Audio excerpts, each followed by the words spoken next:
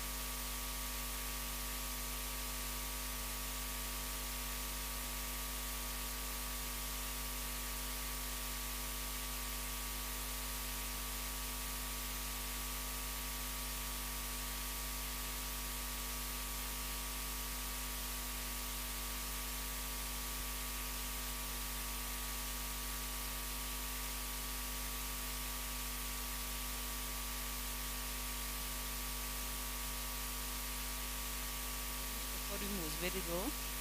We apologize for that. We'll be led with the word of prayer by Madam Rufina Nkonge, Principal Rangaranga. Welcome.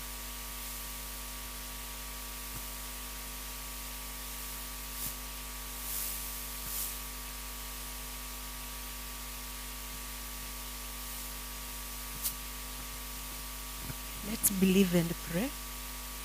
Almighty and everlasting Father, in the name of Jesus Christ, we thank you this morning for this new day that you've given us.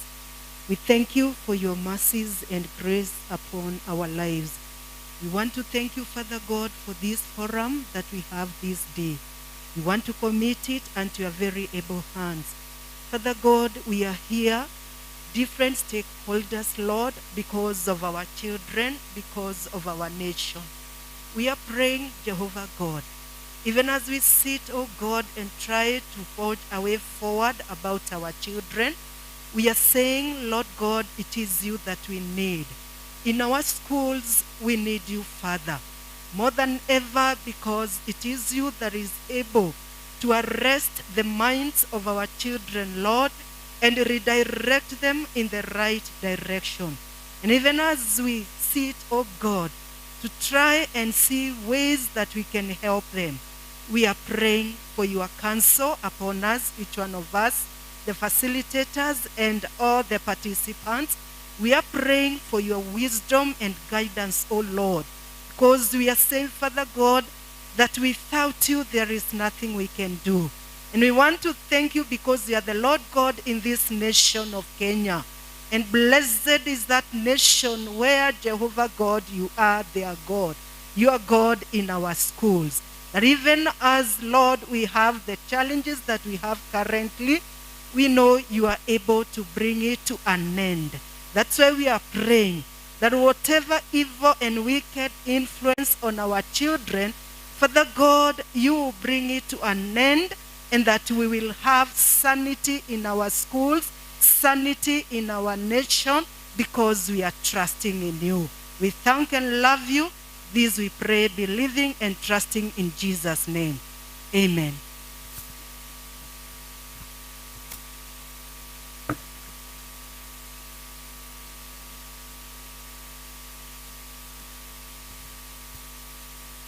Okay, thank you. At this time, I'm going to invite the school principal, Mr. Kamau, so that you can welcome us here and give us the geography of this place. Mr. Kamau.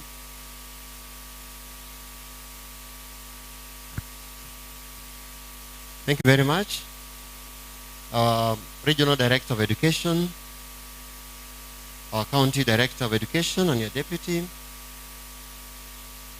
the police commandant in charge of this county, Madam Beatrice, who is also the moderator, our facilitators, colleague principals and head teachers and all stakeholders, good morning. We are once again humbled to welcome you here for this function. Nakuru High School is a national school with a population of about 1,300. The geography of this school, this hall is very simple. We have 4 doors. On the right hand we have 2, this side we have 2. At the back we have 1, the 5th one. In case of any emergency, you can move away from the door that's nearest to you.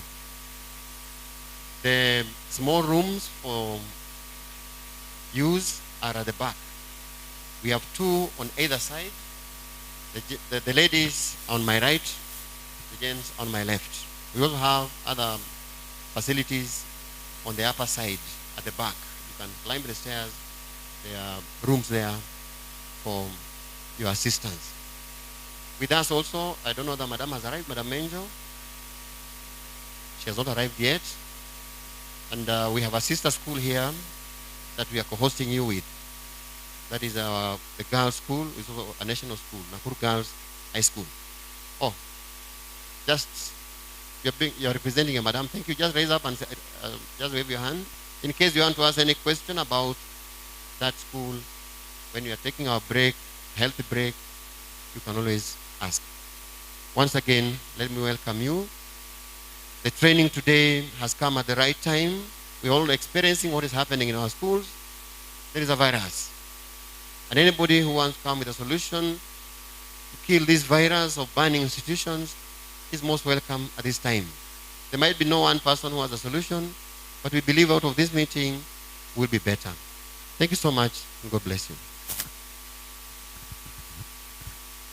Thank you, Principal. Thank you so much. At this juncture, I'm going to invite our County Director of Education, Mr. Osewe, to introduce the participants and the senior officials that are present. Welcome, Mr. Osewe.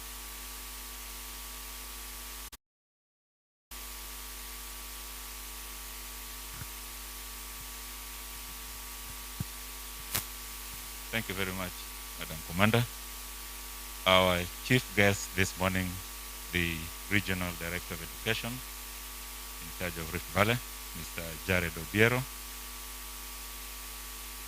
consultants from BCSI, my counterpart, the Deputy TSC County Director, the Sub-County Directors of Education present, security officers from Nakuru County and Nakuru Sub-County, Nakuru East and West, dear participants, ladies and gentlemen, good morning. I want to take this opportunity to welcome you to today's engagement. And as you can see, this is an engagement with a difference. With a difference because we have had unrest in schools, we have had arson in schools, and we've dealt with them in the way that is best known to us. I want to explain that today's engagement is the culmination of the meetings that you had at the sub-county levels, which ended up in a county security meeting, and it was deemed fit that there is need to go deeper and get those who have deeper knowledge in matters security and safety, hence our gathering.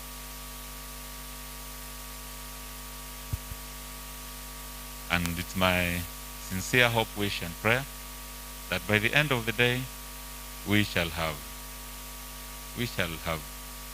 come up with ways, practical ways and means of ensuring that this cancer, which unfortunately has hit Nakuru after, it is worse after the boys and girls came back from half-term. I hope that we will be able to stop completely using the strategies that we shall leave this place with. Just for you to appreciate the gravity of the matter, as I speak here as of today, up to 10 schools have had cases of burning. 2 very large schools have had cases of mass destruction. 1 has had a walkout, and several have had cases of indiscipline, all within Nakuru County, and with just from the month of September. So the situation is grave, and because of that we thought that we need to have this.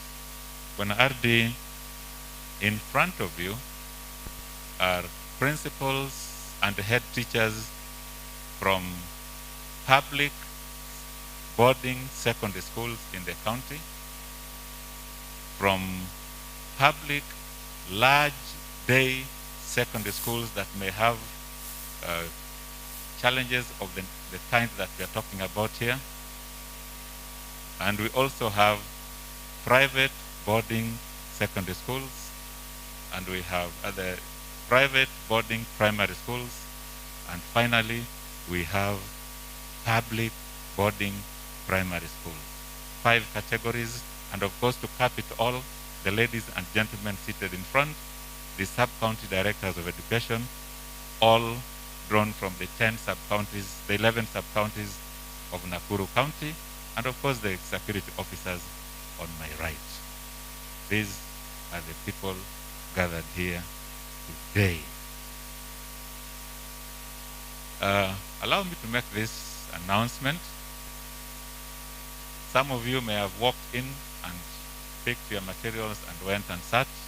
You've seen, just by looking around, and you see, ukiangalia jinsi ambavyo ukumbi huu umerembeshwa, utajua kwamba ukiona vyaelea vimeundwa. Na kwa sababu ya hayo, kuna mali ya Kaisari ambayo mliitishwa. Hakikisha kwamba ikiwa ulikuja na mali ya Kaisari na bado uko nayo, tafadhali give unto Caesar what belongs to Caesar. I hope I have spoken to someone. And as I introduce my TSC counterpart and then ask the chief guest to address us, I want to bring to your attention, there is a young man seated at the entrance there. And I want to urge you to engage with him. He's young, he's small-bodied, so it's very easy to dismiss him. But he's a powerhouse. Small-bodied, hata kichwa ni kidogo. But that small head has a lot of brain. Because of time, I'd wanted to give him time to talk to you people, but I've already gauged. Akianza kuongea, ataongea mpaka kesho. But you can engage him. He's in front there. The young man is called Martin Kibe. He's published books on topical issues, including issues that have brought us here. Teenage pregnancies and indiscipline in schools. He has the books there. Find time during the breaks, tea break, lunch break, engage with that young man. He could be of great benefit to your school. Otherwise, this engagement is organized by the county commander, by the Ministry of Education, and by the Teacher Service Commission. The TSC director is not present in person, but he has sent his deputy. Bwana Okumu, please at least greet your teachers and then give me back the mic so that I invite the chief guest to address us. Welcome.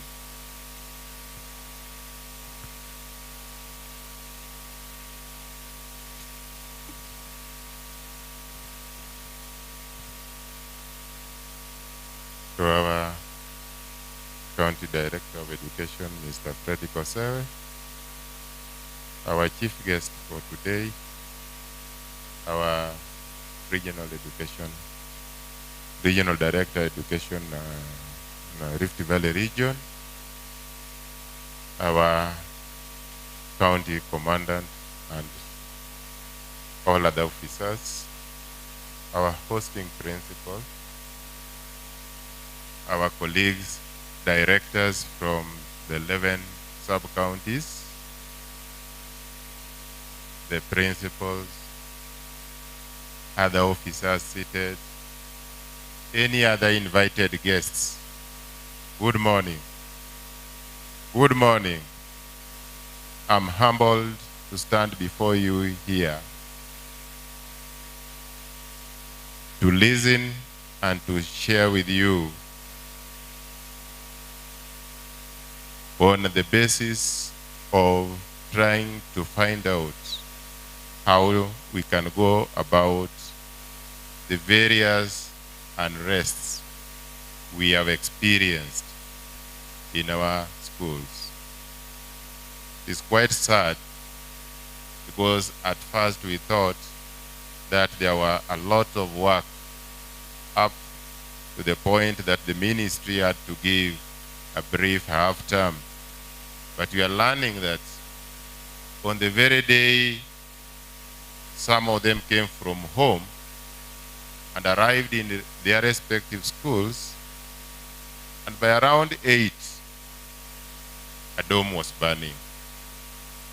So up to now, it is not very clear why our learners are behaving so. Just early this week, there is one school in particular. I don't know whether it is the 4th or the 3rd. This time around, they decided to walk back home from school. And very brave to tell the administration of the school that we will communicate to you through Zoom meeting when we want to come back or not ready to come back. And our students have really caused a lot of damages, which has been very difficult for our parents to sort out. And the learning has to go on. And the worst of it all, even our candidates, they do not have time to prepare because there is no stability and peace. I'm humble, the organizers, if we are going to come, at least, dear principals, this is going to be our meeting to brainstorm the best way forward. And we are going to gather a lot of skills to enable us, when we go back, to enable us meet the incidences and how best we can sort them out. When a director, I don't know whether you have introduced the principles. Okay, thank you so much. Because of time, I'll take back the mic to our County Director of Education, Mr. Osewe, to lead us to the next level. Thank you.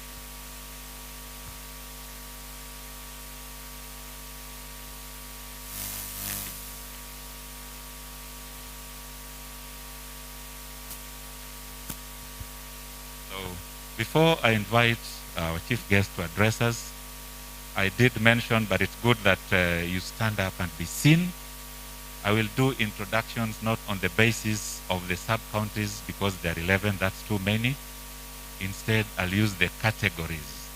Could we have the principles of public secondary school boarding? Just stand up and wave at our chief guest. Boarding secondary schools. Asanteni sana. Principles of public day secondary schools, large day secondary schools that are here. Asanteni, wave please. Thank you very much. Could we have head teachers of public boarding primary schools? Public boarding primary schools. Wave please. Asanteni sana, mnaweza mkaketi. Could we have principles of private secondary schools boarding? Private boarding secondary schools. Thank you very much. This is good attendance. Please wave. Asanteni, mweza kuketi. And finally, head teachers of private primary boarding schools. Indeed, our chief guest, please wave. Asanteni. All the categories that we intended to come here are represented. At this juncture, let me invite you to give us your brief and officially open this engagement. Karibu.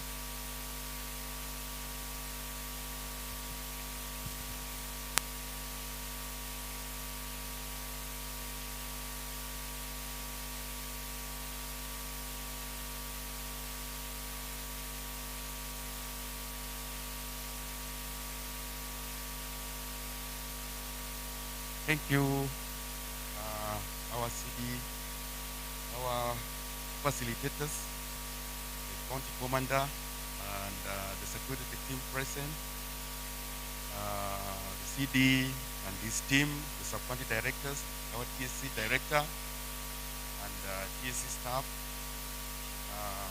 our principals, principals, and head teachers, invited guests, ladies and gentlemen, good morning. First, I want to register my appreciation, great thanks to the Nakuru team for inviting me to be part of this important exercise.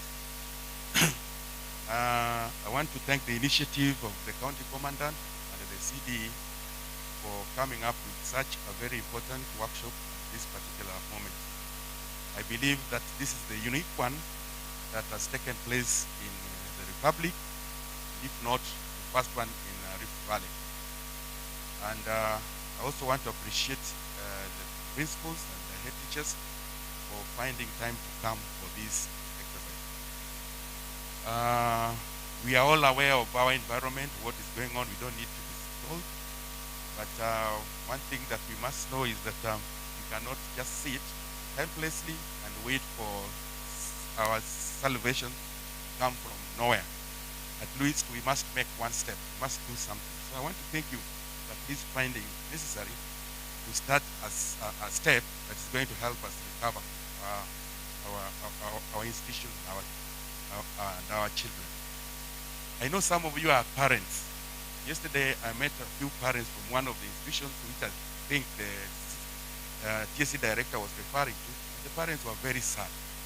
They're saying their children have been home for almost 2 months on their full course. and they're expected to do their exam.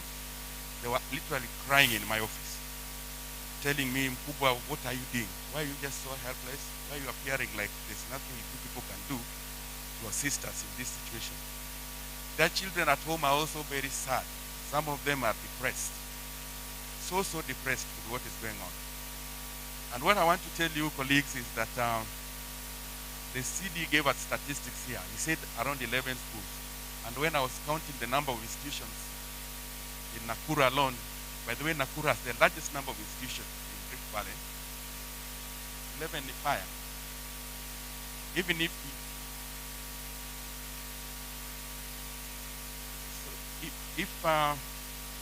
there are 11, or let's say 15, and you calculate that out of 700, you'll find that our ratio comes to around 2.1% of our institution. Okay, the percentage must be little, could be little, but any school that has a fire incident or unrest, because there are children who are learning in that institution, so you must take it seriously.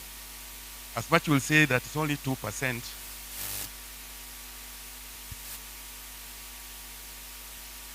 out of that statistic is, it might not be a large number of children causing problem in our institutions. They're just very few, maybe 10 or maybe 11 or maybe 5. So we have very good students in our school who are willing to learn and really want to be in the institution. But there are few bad ones that maybe have lost probably problems from their background, from their home. They are not willing to be in the school. And so it is like they are rocking the boat for all of them, for every one of them. How do we identify our children that we know have issues that are disorganizing the rest of other learners? Even if you talk about the Form 4s in that school, there are around 600. And all of them that I talk to, they are willing to be in school and willing to learn. But they're saying there are just 10 boys who came from this primary school that have been a problem in this school from the time they joined Form 1. Why have we not been able to identify them, to counsel them, and make them? So we should not, like it is so bad, we are losing so much. Okay, it's a loss, but we can recover it because it's not majority of our children that are engaging in this issue. Ladies and gentlemen, I want to also report here that there is some queer thoughts amongst our candidates, which I think the TSC director referred to. I'm told that some say they don't want to do exams. And some are saying that they want the exams to be postponed to November. Surely, how do we interfere with the exam schedules for just 1.2% of children who are not serious with their studies? I want us to go back and tell our learners that the exam timetable was done last year. And the process is on, and we are going to sit for our exams. In fact, we are having a meeting. We have been invited to a meeting by Kenya National Examination on 20th December to finalize on the processes of examination. And exams are going to be done between February and April as scheduled. So a child that still has an idea that maybe if I'm at home, then things would work contrary, it needs to be counseled and needs to be talked to. As we are here, ladies and gentlemen, we are aware of our schools that are working so well and the systems are running so well. And I would want to urge us that as we will also be getting presentation from our facilitators, we also share amongst ourselves. Ask your neighbor, how have you managed this far? Because I've also sampled a few schools for the short time I've been here, and I've found systems running perfectly. In fact, the children are so confident in their institution, they are so at home that even when we gave the midterm, they wanted to remain in school. They wanted to remain in school. Say, no, what are we going to do at home? And yet we are preparing for exams. Time is short, and we need to do very well. So some of you, your schools are doing very well, and things are working so well. I even know one of the principals over the weekend, he told me, I'm going to Nairobi because I have one or two things. Then I asked him, what about your school? He said, no, my school is perfect. There's no much issue. My boys are disciplined, and they're the ones taking care of the institution. I felt so nice when that principal told me that, because I saw the confidence he has in his school, and the confidence he has in his children, and he knew things are running. So amongst us, we are also people that we can share our stories, how we are doing it, and how we are managing it. Again, I also want us to seriously engage our parents. I don't want to, I would not wish to be throwing the back and saying the parents or so and so. But let us also seriously engage our parents and make the parents know what is going on in their school and love their school. Because in a few instances, I also happened to join you when you are readmitting students that had been sent home. In some of your institutions I went. And I disguised myself as a parent. But I could hear the comments of the parents as they were working with their children to your institution. Very negative comments about you, your institution. And they were talking while their children, their sons were with them there. I called one aside and asked him, if you are the parent and that's what you are saying, what about when you shall have left this child in the school and you've gone home? And no wonder, when the children went to the school, it just took another 2 weeks and they walked away from school. Because the parental influence, what the parents were telling them as they were coming to school was very bad, because I had this at the gate. So let's also engage our parents, even when the children go home, write to the parents and tell them, please sit down with your child, because you have bulk SMS services, most of you have. Sit down with your son or your daughter and talk over the table and ask her what is wrong with our school. So that as you come back with your child to school, you should have a paper that you have written, how you discuss with your child, what are the issues that you need to correct, you need to handle.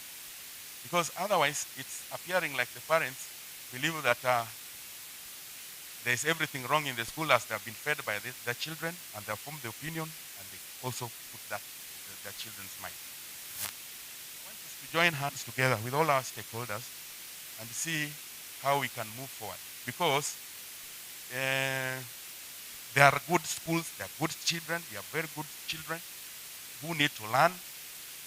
We have a number of our children who are very disciplined, who want to be in school, but we have just a few, very few, that are disorganizing the rest. And these few are the ones that are giving us sleepless time.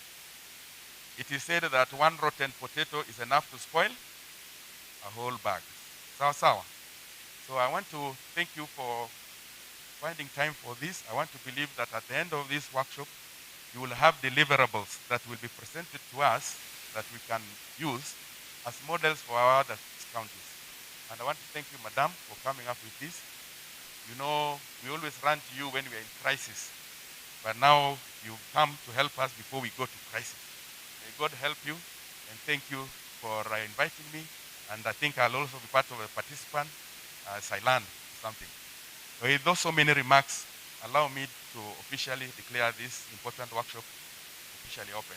Thank you, ladies and gentlemen.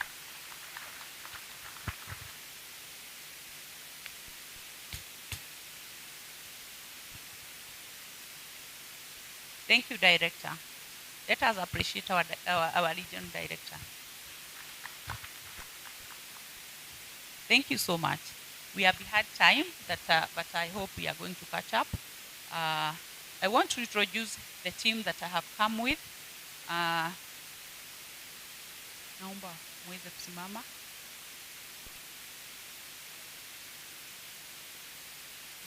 Please come near here so that I can give you the microphone.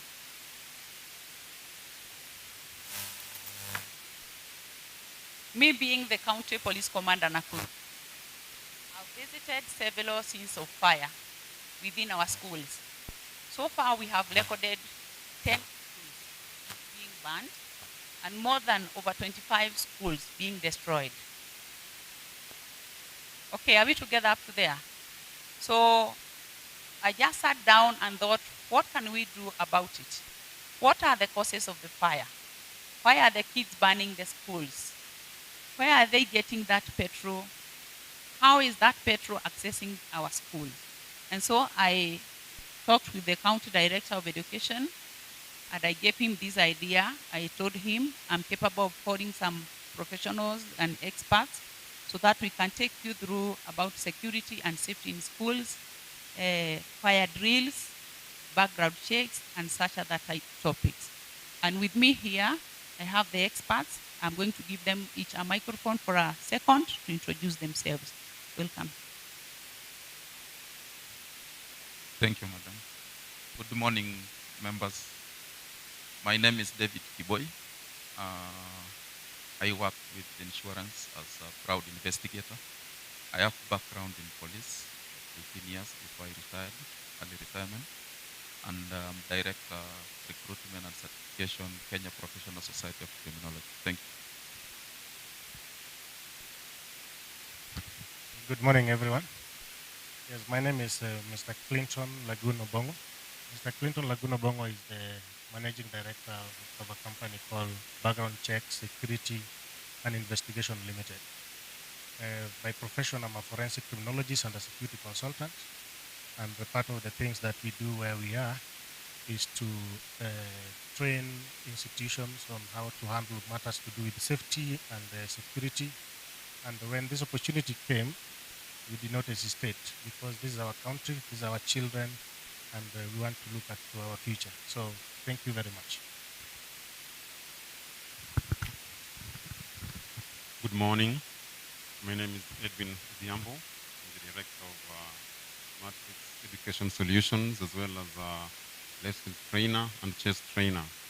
My institution specializes in organizing software management systems for schools and even training teachers, especially in relation to the changes technologically that we are facing presently. Thank you so much. Welcome. Good morning, everyone. My name is Grace Njiro Kamau. I'm the Managing Director at Consultative.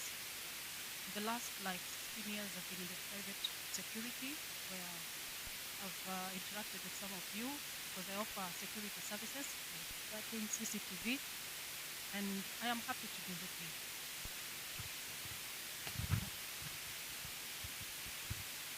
Good morning. I am Bocha Vincent. I have 10 years of experience in security, management, and investigation. I'm also a certified fraud examiner. So I am glad to be invited here to discuss with you on what is affecting our children. So thank you. Good morning. My name is George Arum. I am the MD of Topmarks Consultants. Topmarks is a security consultancy and training firm. We specialize in forensic investigations. My background is in criminology. I'm a forensic criminologist. Of course, as a criminologist, we deal with crime. We want to understand crime. The problem that we're currently going through, arson, is not only a crime, but a major one for that matter. It's a felony. So as a criminologist, then we want to understand why our children engaging in this problem. What is it that we can do?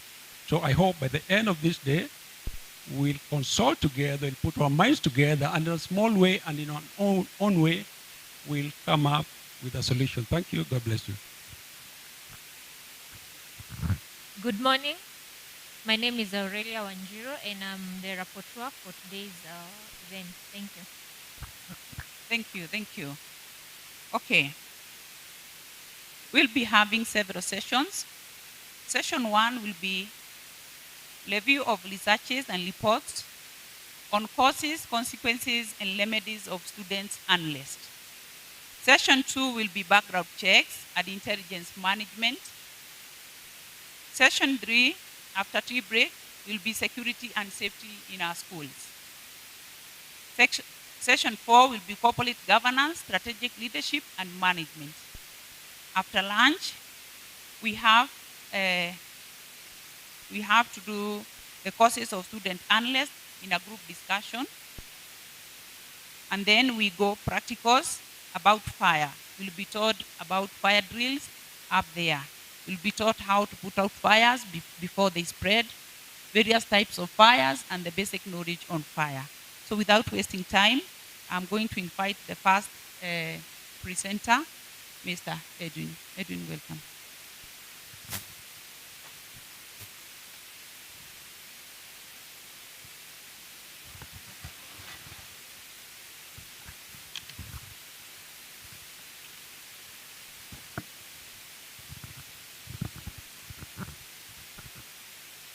Good morning once again. I must say I'm humbled before you as one of you. I'm humbled, and I do want to, in a very special manner, recognize the presence of the commander who is hosting us in this institution. I'd like to appreciate the principal of this institution. I'd like to appreciate the officials of our education sector in this particular meeting. Mine is not so much. My name is Edwin Odhiambo, as mentioned earlier on. Mine is simply to set the pace, meaning to mkono for the professionals and experts who are here before us to share with us on this theme, stopping the Inferno, our school, our children, our future. I must say it's very humbling that all of us find it necessary to be here. Education is key. Education is key, and that's why this great thinker called Malcolm X once said, education is the key of the future. Education is the key of the future. And for you to get to that future, you must plan for it today so that you enjoy that particular future tomorrow. Why children? All of us love our children. Your child remains your child regardless of who or she he is. Why our schools? Schools are the common denominator for all of us. You can't belong to different religions, but then the basic tenet that we have is our schools, and that's why when we think about our schools, we think about our future. This day, we have two objectives as far as I'm concerned. The first one is to bring together stakeholders in the education sector so as to ignite further issues surrounding school unrest so that we can come out with some solutions. I must reiterate that we are not all knowing. I must mention that we are here to share ideas. This is a commonwealth of getting knowledge. You give me yours, I give you mine. And then we meet at a particular point to share the same. Secondly, we want to share our thoughts as education stakeholders. All of us are education stakeholders. Either you are a parent, you can be a teacher, you can be in the security sector, you can be in the administrative sector. In other words, whatever affects one directly affects all of us indirectly. That is why our presence here is very, very important. The issue of burning schools is simply a powder keg. It's simply a symptom. There are more than just burning schools. There are more than that. And easy in schools is the keyword. That is what we should be talking about. And sometimes I get it funny. And I say I'm one of you, I'll be biased a bit, but forgive me because I've been a teacher. I find it interesting. We are discussing unrest in schools, yet teachers are also facing unrest. I say this with a very, very heavy heart. Whatever parents cannot do, teachers can. When parents cannot make it, teachers can. Where parents shout, teachers are silent. What parents can see while standing, teachers can see while sitting. When those kids are at home and you cannot control them, during the COVID times, remember, when kids went home for only a few months and parents are making noise left, right, and center, it was good to know how weighty matters teachers take. Teachers are not just teachers. Teachers are mentors. Teachers are managers. And that's why the CEO of the 21st century, the manager of the class of the 21st century, is not merely a teacher. He goes beyond being a teacher. And that is why these experts are here to share their thoughts with you so that we nip it in the bud before it occurs. Jog your memory, please. Let me give you a historical background. The first reported unrest in Kenya was way back in 1908. Maseno was the school. 1908. Who was alive by then? Kuna mtu? Nobody. And so the issue of unrest is not new. What matters today What challenges us today is the dimension and the gravity. That is what is our concern this morning. Unrest has been there. Uneasiness has been there. Disturbances have been there. But then the intensity is what beats us. And you remember some time back in the year 2001, the Kianguli tragedy. Those who are old enough to remember that. Today we have to remember such. Because as we at times say, remind them even if they know. Let us remind ourselves today so that we don't walk through that path once again. Do you remember the Kizito tragedy? When girls were raped? These things can be done again. And that is why I thank God for Nakuru City for hosting us to this very, very wonderful event. In 2016, over 130 schools were shut down.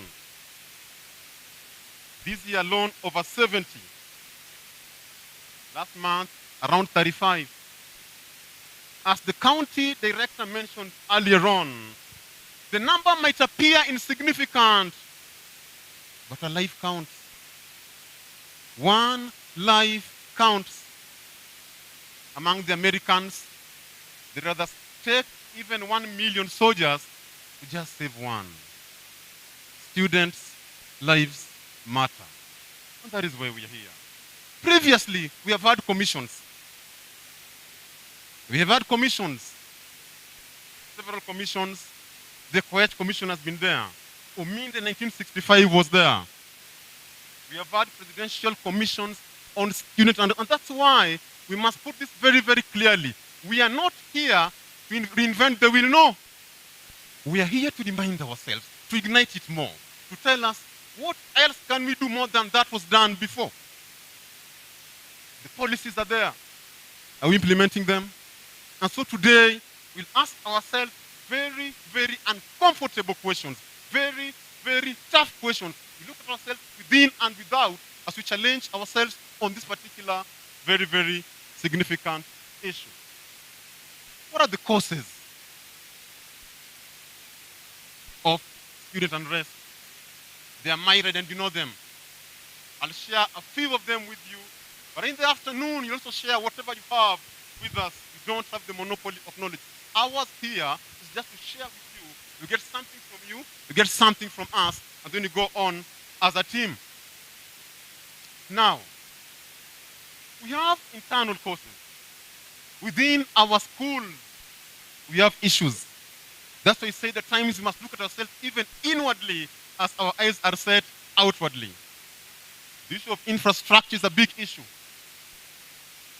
We know that the 100% transition which is being insisted upon has put a lot of stress on institutions. I was surprised, and I must appreciate the principals who are here and the school managers. When somebody thinks beyond and outside the box to turn the dining hall into a dormitory. Students have come in numbers unexpected. We want them in schools. What should we do? There is congestion in our schools. And that is why at times somebody says, schools are no longer fun. I do read sadly in the newspapers when somebody says schools are no longer fun and the boys and girls are congested, the hygiene situations. We have issues within our schools. Let us hide from it. Some we can handle, some we cannot. And so the principle of the 21st century must look beyond the year that is in the school. Look ahead, 3 years, 4 years. Where do I want to be? I was just sharing with the principal of Nakuru, and he told me something very interesting. That even as we are in this particular year, he's thinking ahead of how we'll accommodate extra from ones next year. That is the thought we need to have as managers. We must look ahead before to pangwe. Ladies and gentlemen, within our schools we have some of our principals who are high-handed. Let us accept it. Let us accept it. We are living in a new dispensation. Well, when I was in school, we feared the prefect more than the teacher. Unfortunately, we are in a situation whereby students do not respect teachers. And to catalyze the issue further, we've had issues between principals and even their colleagues, their teachers. Some of our principals, please, these teachers, these students are your family members. Let us share, let us consult. These are adults. So principals, you too, you have issues. Let us accept it and remove as a family. In our institute, we have issues of exams. And I feel challenged because we are living in a world where the end justifies the means. It doesn't matter how you reach Bora Umefika, that is the world you're living in today. Get the certificate, how you get it, we care less. Last year, I had, 2 years ago, 2019, I was in a meeting of principals in Makadara County, Nairobi. And one principal stood very boldly and told us, it was in the month of September, exams are nearing, and the form force had the audacity to challenge him. He called for a meeting and told him, "I want to meet you." So the principal is in a meeting, and they tell him, "Bwana principal, tumejipanga financially. Unatusaidiaje?" And they're serious. Pesa iko, utatusaidiaje? Principals are facing issues, they're human beings.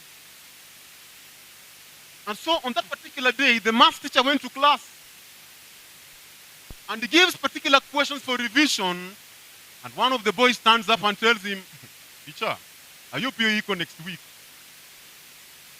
I hope you unatufunza iko next week. It is not the time for us to do revision. We want to revise the exam." Students and parents are not off the hook. So we have issues within our, but we also have issues which are external, issues that we cannot. I look at TSC, and TSC take teachers for what they are. Teachers are parents, teachers are human beings. Sometimes we don't deal with teachers the way they should be dealt with. We have issues with some policies. I was doing some research and I realized only last year only, teachers visited hospitals more than 1.2 million times. Teachers are human beings. Let us listen to them. Somebody asks for a permission. We have a principal who does not want even to give that permission. Baroni kwa TSC. How I wish we knew if the teacher is affected, even delivering in class, he or she cannot. Those are external issues. The government must also be put squarely on this. It is unfortunate that as the number of students increases exponentially in schools, the number of teachers and even infrastructure is increasing arithmetically. That one should change. Let us plan ahead. The education sector is a key sector to all of us.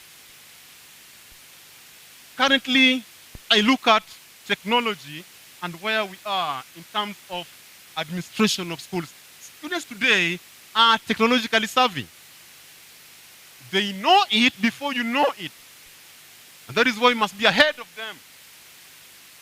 Teachers, let us be technologically up there. Let us be. The administrator of 30 years ago must change his way of doing things this year.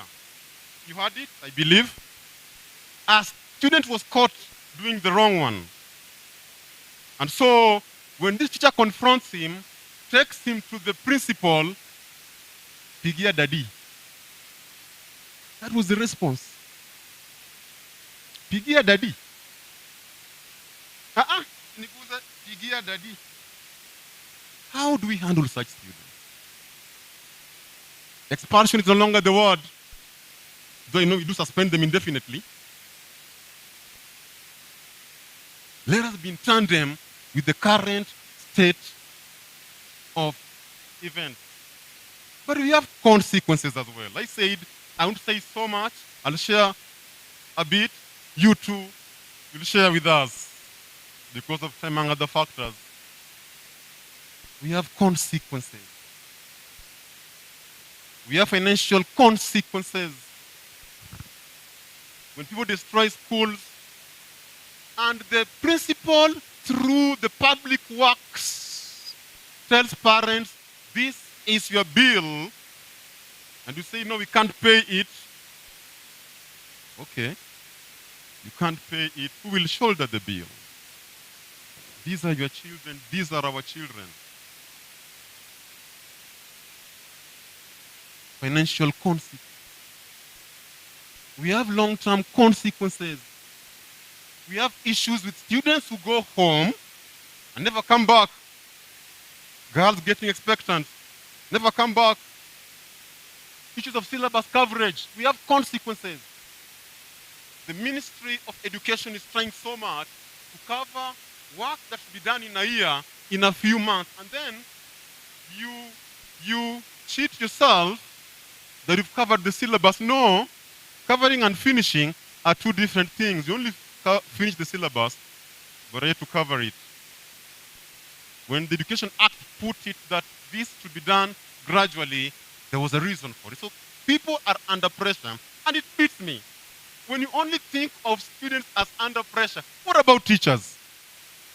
Work to be marked, work to be covered. Yet they're also parents. We have consequences when we close our schools.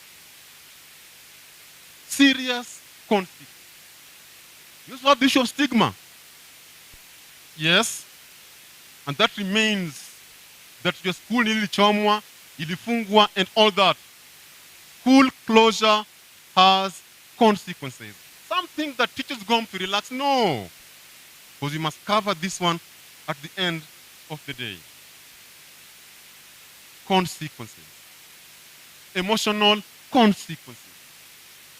Imagine you are with your child at home, others are learning. What is going on through their minds? Living in a world that is, we are all busy. We are all busy. Everybody's busy.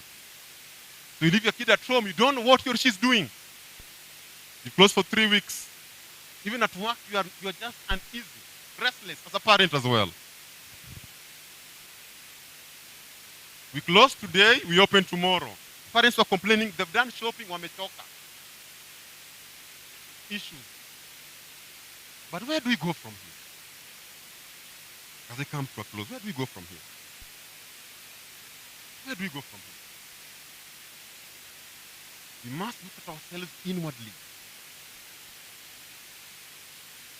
Well, in the issue, and tell ourselves, what do we do?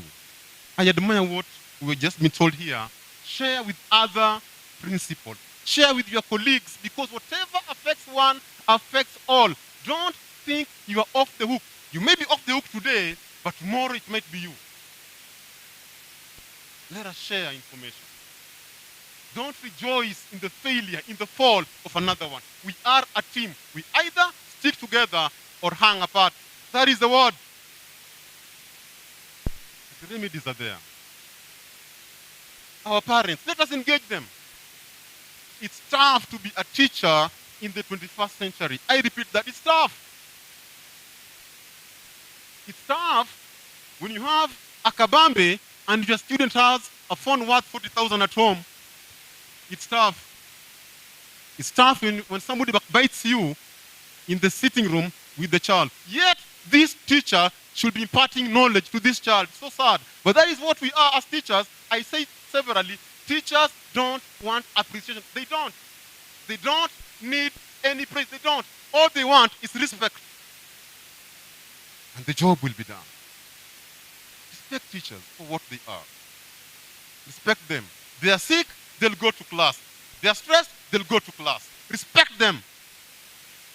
I expect parents and alumni to come and help institutions. Ask schools, do you have records of your former students? Do you talk to them to come back and impart knowledge and share and motivate the others? They have a role to play. Private sector, talk to them. They'll come back. As I finish, and invite the experts on this. I want to say this. Education is the key you've been told. The education sector, we have teachers, we have parents, we have students. We also have the administration and security sector. We must work as a team. We must work together. We must work as one if we want to have a future. And I know if we do this, the future can never be brighter. May God bless you. Thank you so much.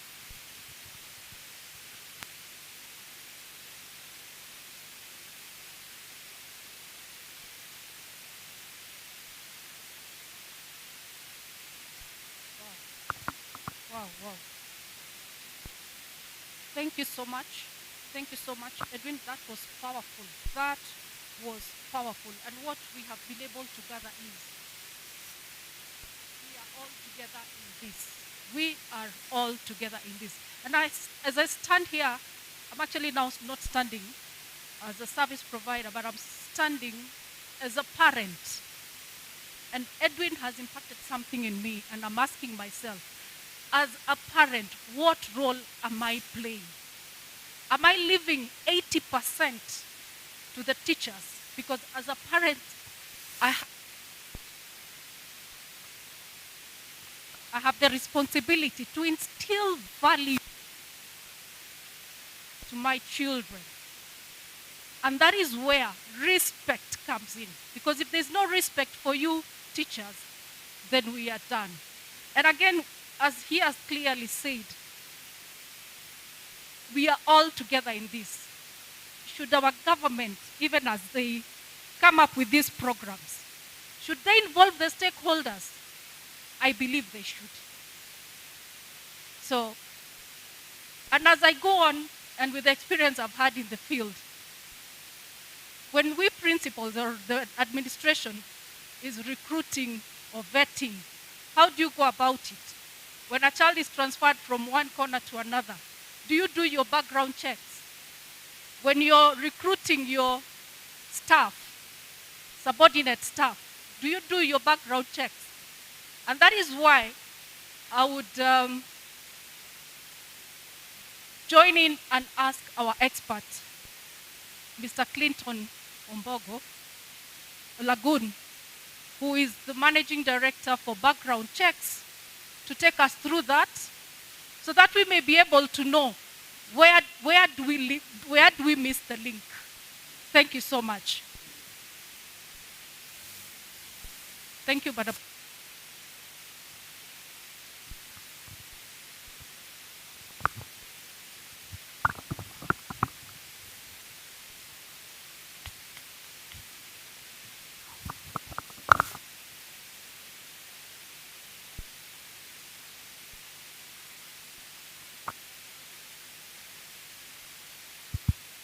Thank you very much, Grace. Thank you very much, County Commander, for accepting to carry my laptop. Thank you very much.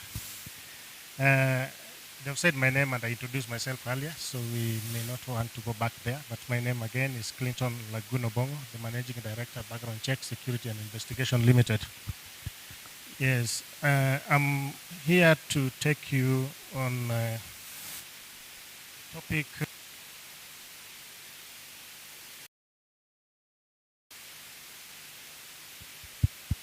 The topic, background checks and intelligence management.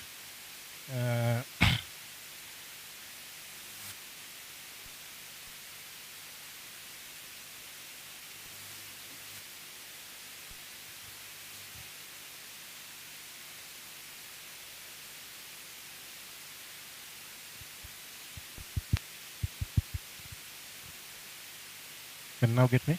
Okay, thank you. I've said my name. My name is Clinton Laguna Bongo, the Managing Director of Background Check Security and Investigation Limited. It was incorporated in the year 2011. That is now 10 years. And we have been doing a lot in the private sector and working together with the government institution so that we make our country safer. My topic, which I want to I want to present here is background checks and intelligence management. Prevention is better than cure. The ideal thing here, my theme here is about prevention being better than cure.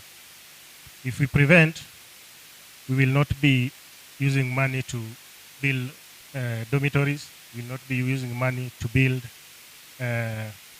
classes and laboratories. If we prevent, we will not be losing life because there are some things that we cannot recover from. You can build a laboratory, you can build a school again, but you cannot recover from maybe a disability or death you cannot recover from. Now that one makes it important that we do prevention.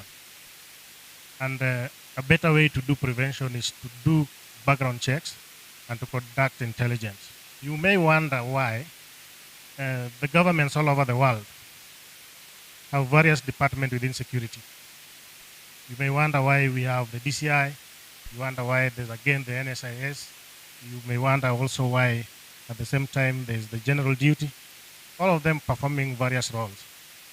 But the role performed by the intelligence service has really helped this country. If you compare our terror situation in this country compared with the other African countries or other countries in the world, you'll find that ours have really gone down. And this one has been credited to the intelligence, the work of the intelligence, getting information at the right time, sharing the right information, and acting on the information before it gets out of hand.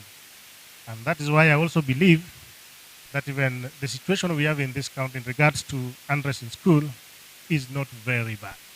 In my opinion, it's not very bad because when I was doing my tabulation, the number of secondary schools in this country, against the number that has gone on the rampage, I was getting something less than 2%.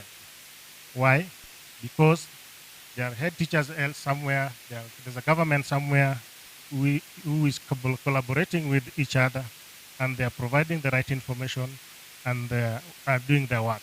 So the importance of background checks and intelligence cannot be gainsaid.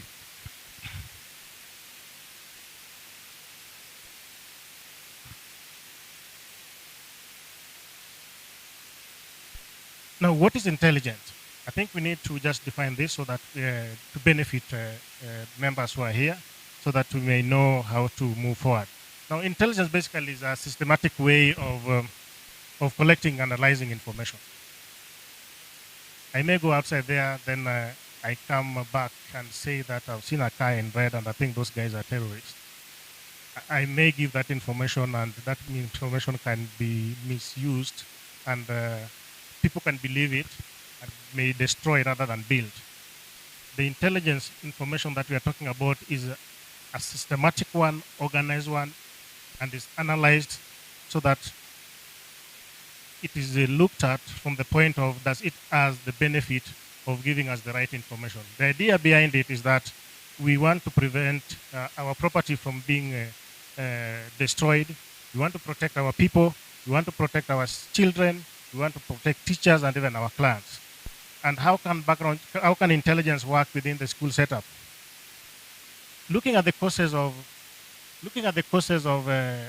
school unrest and insecurity and safety, one of the things that we saw the proliferation of some weapons within the school, maybe drugs that are being finding their way within the school, issues to do with political interference, the mobile phones getting into the schools, and maybe something to do with radicalization and violent extremism. Now, intelligence work better to collect this information in time so that we avoid a situation before it occurs. And but when we talk about background check, is a process involving the verification of the validity of a claim, confirming if indeed a person is whom he is, also you may want to confirm if an entity is what it claimed to be. And how is this one important to schools? It is important to school because we need the right employees within the school, employees who are not going to bring drugs within the school, who are not going to bring weapons within the school, or who are not going to destroy the minds of our people. We also need contractors, like the contractors and service providers, like the security guarding companies that are not going to collude with the students to allow them to bring things within the institution. We also have the issue to do with the student transfers. That's another area where background check comes in very much in handy. You may not want to do it for everyone, but it's important that you carry it out so that you know why do they transfer from the other school. And this one is very important in terms of collaboration with other institutions. I think they should be writing letters that they take to the school that they want to go to, and you verify that information by conducting a background check. You can make a call to the other institution and confirm if indeed that information is true. Now, before I continue now, there's a reflection that I want to make. And this reflection is from the Ministry of Education Safety Standard Manual for schools in Kenya that was written in April 2018. And the reflection that we want us to make before we continue is that document says, and documents so well, that safe and secure learning environment facilitates and fosters quality teaching and learning. Safe and secure learning environment facilitates and fosters quality teaching and learning in education institution. No meaningful teaching and learning can take place in an environment that is unsafe and insecure to both learners and staff. And if you can see through that there, we have underlined the word safe, the word secure, quality teaching, meaningful teaching and learning, and also the security and safety of the staff is something that we need to think about. Now, just to give a background of the meaning, just to give meaning on this topic, this is something that has been handled also by my previous presenter. And I decided to highlight just for you the worst 4 scenarios, 4 cases that we have had in this country, the 4 worst ones. And one happened in June, where male student at St. Kizito Mixed Secondary School attacked female students and set dormitory on fire. So we are seeing a situation where 70 girls were raped and 90 killed. Now, why are we trying to bring out these 4 scenarios? We are now trying to say that we are not about fire, but criminality in general. We are seeing the problem of rape here, there's a problem of arson here, and there's also problem of death. A death has occurred. In May 1997, 26 female students at Bombolulu Girls Secondary School died in a dormitory fire. Arson by fellow students was suspected. In 1999, students from Nyeri Boys High School locked up 4 prefects in their cubicle and burnt them up with petrol. Then if in 2001 is the one the past presenter talked about, where a fire was set by students at Kianguli Secondary School in Machakos and killed 67 students. Now, the reason why we are bringing this, we may be here because of fire, and we may be here because of the burning of the school, but most importantly, we are here because we want to prevent these ones from taking place, the ones that have not happened. There's a possibility that maybe if you don't take right steps from today, that these kind of things may occur. That is not our prayer, but it's good that we come here and talk about it so that we prevent these things from taking place. Next slide. Another thing that we notice that there are several things that the government has done in this country concerning the school fires and the rest. And we are saying that we are not reinventing the wheel.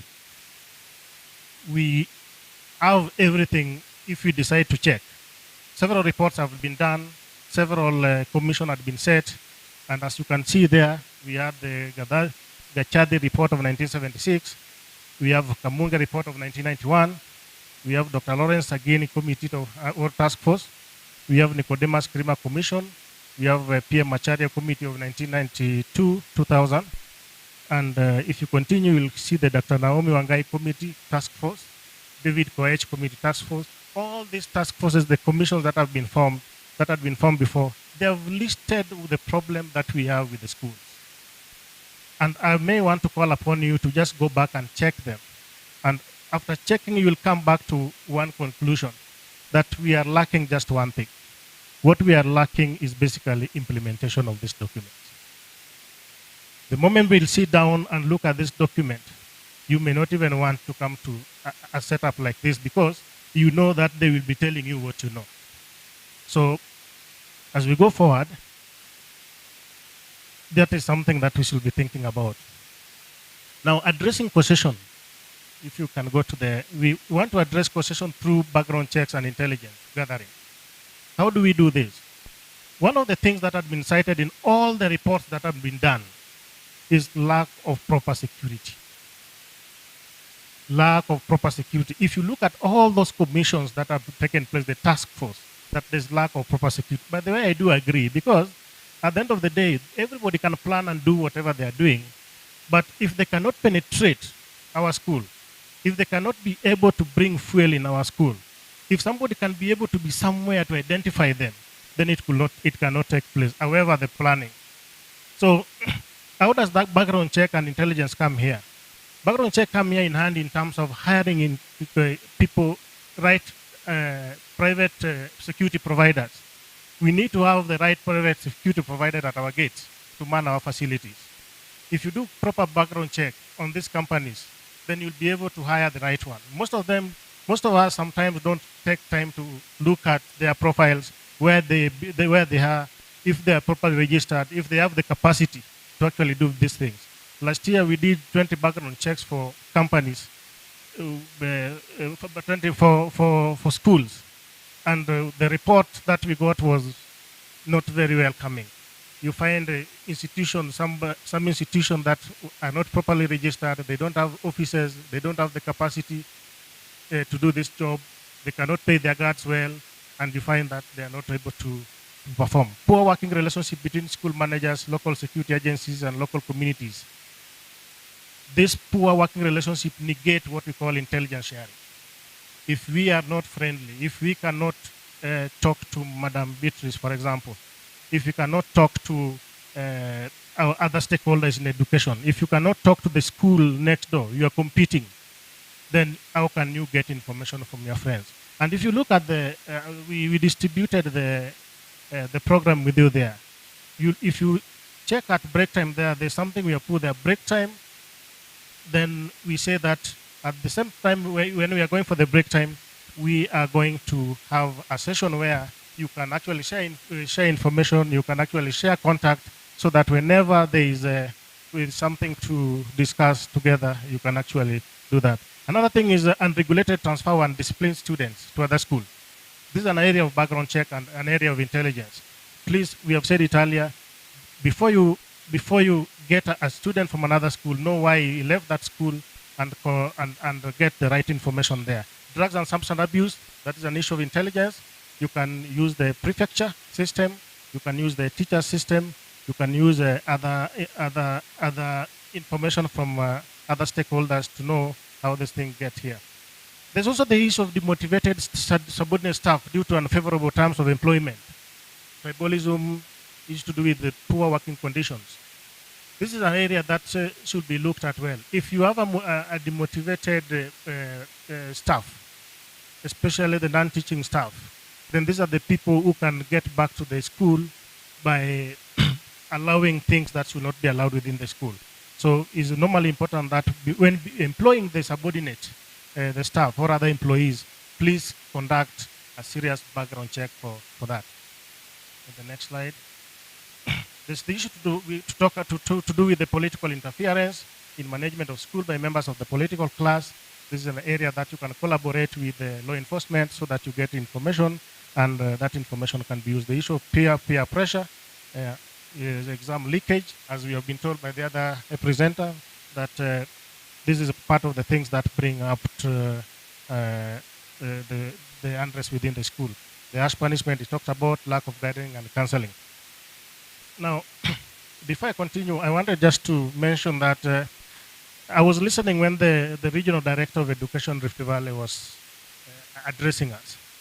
And at some point, I thought that he got a leakage of what I was going to present here, because he was actually talking about my topic, the intelligence and the background check.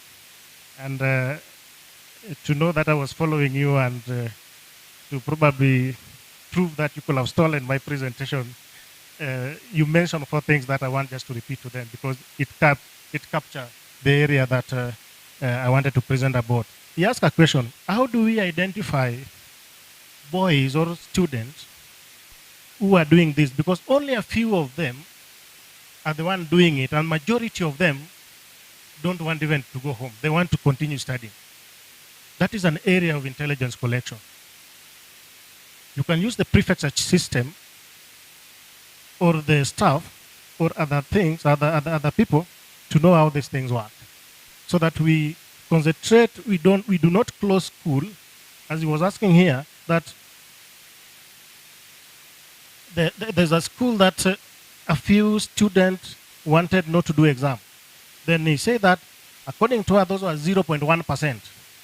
How can we close school and fail to do exam because 0.1% don't want to do exam and majority want to continue?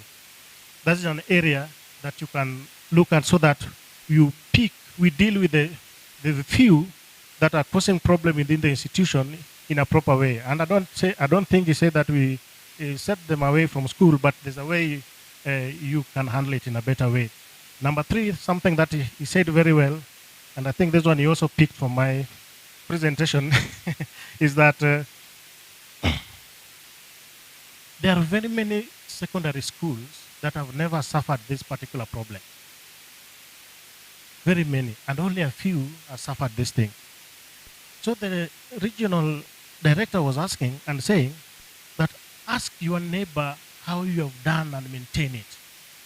How have you maintained the security in your what? In your school. How comes you have never even experienced this thing 20 years running, and me in 5 years running, I've had 3 or 4. That is an area of intelligence collaboration and background checks, seeking information. Maybe the word intelligence could be so strong, so we can use the word gathering information, the right information, so that we don't tie it to security, so that it become less scary. Then he used a quote that one rotten pasta potato is enough to spoil the entire bucket. That is an area that I'm interested in, because it's about getting rid of the wrong person. You just pick him from there, then the rest of event continue. If it is the education, if it is training, if it is learning, the learning continues without having one person interrupting it. So that is very important. And the last thing that the regional director said, which I also agree with, is that he was thanking the county commander for coming. That most of the time, they normally go to the county commander when they have a problem. But this time round, the county commander has come before the problem escalates. I think that is very important, because we are talking about prevention is better than cure. And I really agree with that. So as we move to conclusion, there's the issue of insider threat. If you look at all those reports that we analyzed, we realize that most of these things are being done by people that know much information about our institutions. They are insiders. They are not people that somebody come from maybe Kitale and help to burn a school today. Now, we need to take care about the insider threat. The insider threat could be the security provider. They could be the subordinate staff. They could be the student themselves. And unfortunately, they could be a teacher. And this is something that we need to look at seriously. The reason why insider threat should be looked at very properly is because the fact that they have what we call the home ground advantage. They have what we call the home ground advantage. Home ground advantage in the sense of, number one, information system. They know about the policies of the institution, they know about the procedures of the institutions, and they know where weakness lies. Another homegrown advantage about the insider threat is sometimes they are the creator of the system. If he's a security guy, he's the one who created the system. He knows where the weakest point is. He knows about how the detection can be done within the system. He knows how reporting is done. He knows how investigation is done. Another thing is about basically what we have talked about, the internal weaknesses, the internal flaws, the internal vulnerabilities. There's also the problem of the outsider concentration. You will most likely not to suspect an insider than an outsider. So if you have a teacher, you have a student, you have maybe you're a security guy. In fact, your security person is the last person maybe you can have suspicion on. Now, this is an advantage that the insider threat normally have. It is normally recommended that when you are doing your background check, collecting intelligence, do it equally, do it without favor, and consider everybody. Lawyers normally say that we are innocent until proven guilty. In security, we say it different. As lawyers say that you are innocent until proven guilty, security people says that and until such a time that we shall know that you are not the one responsible, you are a suspect to us. So the insider threat, they also have what we call authorized access. In the next slide. So it's very much important to understand the principles of background check, because these are the key issues that will guide you when conducting background check or even intelligence. There's what we call direct proportionality principle. Direct proportionality principle. And the direct proportionality principle says that the success and the development of an institution is directly proportional to the integrity and competence of the people that work for that institution. If I may repeat, the development, the success of every institution, like all our schools here, is directly proportional to the competency and the integrity of the people that work for that institution. What does this mean? It means that we should take our time to collect sufficient evidence or sufficient intelligence, sufficient background check information, because we are mostly concerned about this person's competence and integrity, so that our clinic can be secure. We have also what we call the decade second principle. The decade second principle normally talks about that we can take 20 years to build Nakuru High and use a lot of resources and a lot of mind that has been put, but it only takes a bad person just 1 second, 1 day to destroy it. Now, why is that one important to us? That one is important to us in the sense that we must be very, very careful about this one person who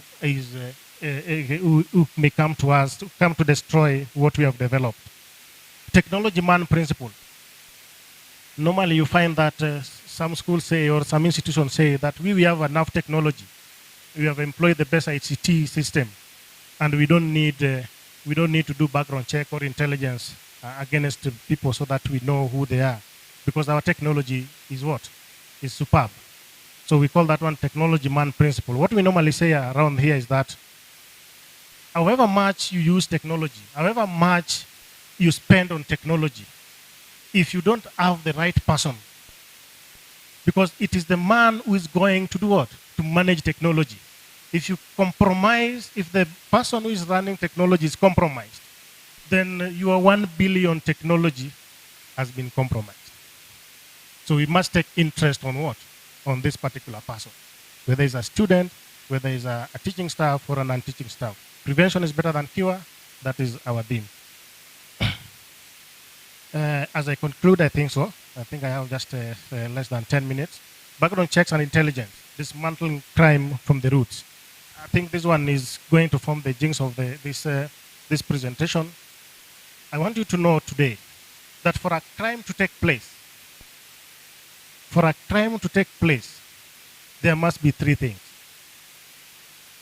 If one is missing, then a crime will not take place. If the moment we understand this one, then we can concentrate on removing just one, if not two. The moment we can be successful in removing one, then we don't have a crime. There must be an offender. The person who wants to burn the school, the person who wants to kill. There must be a target. A target can be a building, it can be a car, but a victim can be a person, a student or a teacher. So there must be offender, and there must be a target stroke victim. And these two people must come together in time and place. If they can converge together, then we have what? We have a crime. Now, crime theorists, those who have studied crime, have considered that we must put things in place to actually make these three things don't meet. Just like the fire triangle. Try to remove oxygen and there's no fire. Try to remove another thing and there will never be fire. So every time you don't want any crime such as answered, please let us try to remove one thing from this triangle. And we normally say offender. We normally say, if you look at that, I think it's projected there, offenders can be controlled by other people. That are the handlers. Handlers are the people who may be giving them information, who may be giving them weapons. These are the people who can be giving them the resources to do this. Target can be protected by other people, guardians. In school, the person who can control the target and the victim is the guardian. And the guardian is the principal, is the teacher, is the security system, and the rest. Try to use your infrastructure, security infrastructure, so that you make sure that the victim, that you don't become a victim and a target of crime by being a capable guardian. If there's a capable guardian, crime will not take place because you will not be targeted.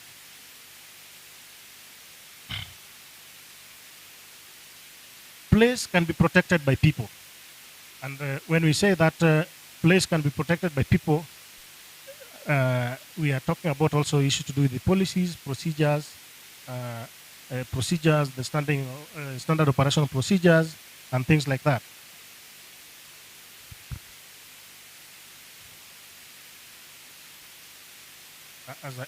As I conclude, I want to leave you with something from the book of Philippians. You know, we are a religious country, and we started with the national anthem, then we prayed. Both the national anthem for the country and the East Africa are prayers, so we prayed thrice. Then we want to also end with this Philippians. So this is a letter that St. Paul was writing to the Philippines. And he was saying that finally, brothers and sisters, whatever is true, whatever is noble, whatever is right, whatever is pure, whatever is lovely, whatever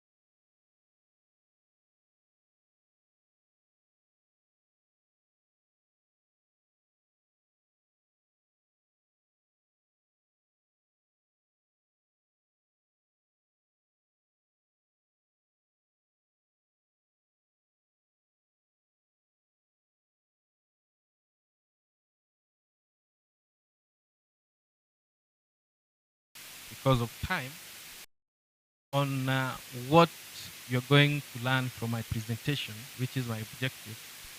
And by end of my presentation, I want you to understand on how to conduct a security audit or a risk assessment. So you might think that your school has not done it, but it's because the students have not gotten an opportunity to do it. So we want to eliminate that opportunity. As explained in that triangle, there are things that we need to tighten so that we prevent it in totality from happening. So another objective I want you to understand is you'll be able to have a plan. It has been noted that schools as entities, we don't have a security plan. We don't have security policies and procedures and standard operating procedures in that matter. So we really need to go back and engage either law enforcement departments, experts like us on creating such plans. Or again, from the training we are carrying out today, you are in a position, because you are professionals, to be able to come up with that plan from the knowledge you're getting from that. Finally, I'll be able to present to you on how to have a security plan that will enable you to prevent, detect, respond, and mitigate security risks. So today I will want you to understand what is this we call a security audit. I believe we need to project that. So this is a comprehensive assessment of your organization, security risks. We treat a school as an organization. So in so doing, we have risks. One of the risks that we have is now what we are discussing today. So you need to do that assessment against a checklist on what is affecting you as a school, as an entity. It can be in discipline. It can be any antisocial behavior. It can be any criminality. So when you are checking these risks, you need to have the best practices on what is done, like the way our regional education officer said, that there are those schools that are excellent in managing their security well. So you need also to copy from them and learn from them on how to do it. Again, you not only need to learn from the schools that are behaving well, you should also learn from those schools that are having issues so that you understand on where they have gone wrong and you tighten yours. So what you need to do when you want to assess a security in your premise or in your school, I believe there are those schools that have security policies. You need to assess those policies whether they fit your organization. And in that policy, now is when you have a procedure like a background check. When you are recruiting subordinate staff, when you are recruiting teachers, are you doing a verification to ensure that the teachers you have are people who are not going to collude with students to commit these crimes? So if you don't have a policy, you need to get one. Another area you need to do is assessment of physical security. And I will want to challenge the host that from yesterday we've been here. We've done a physical security to your premise.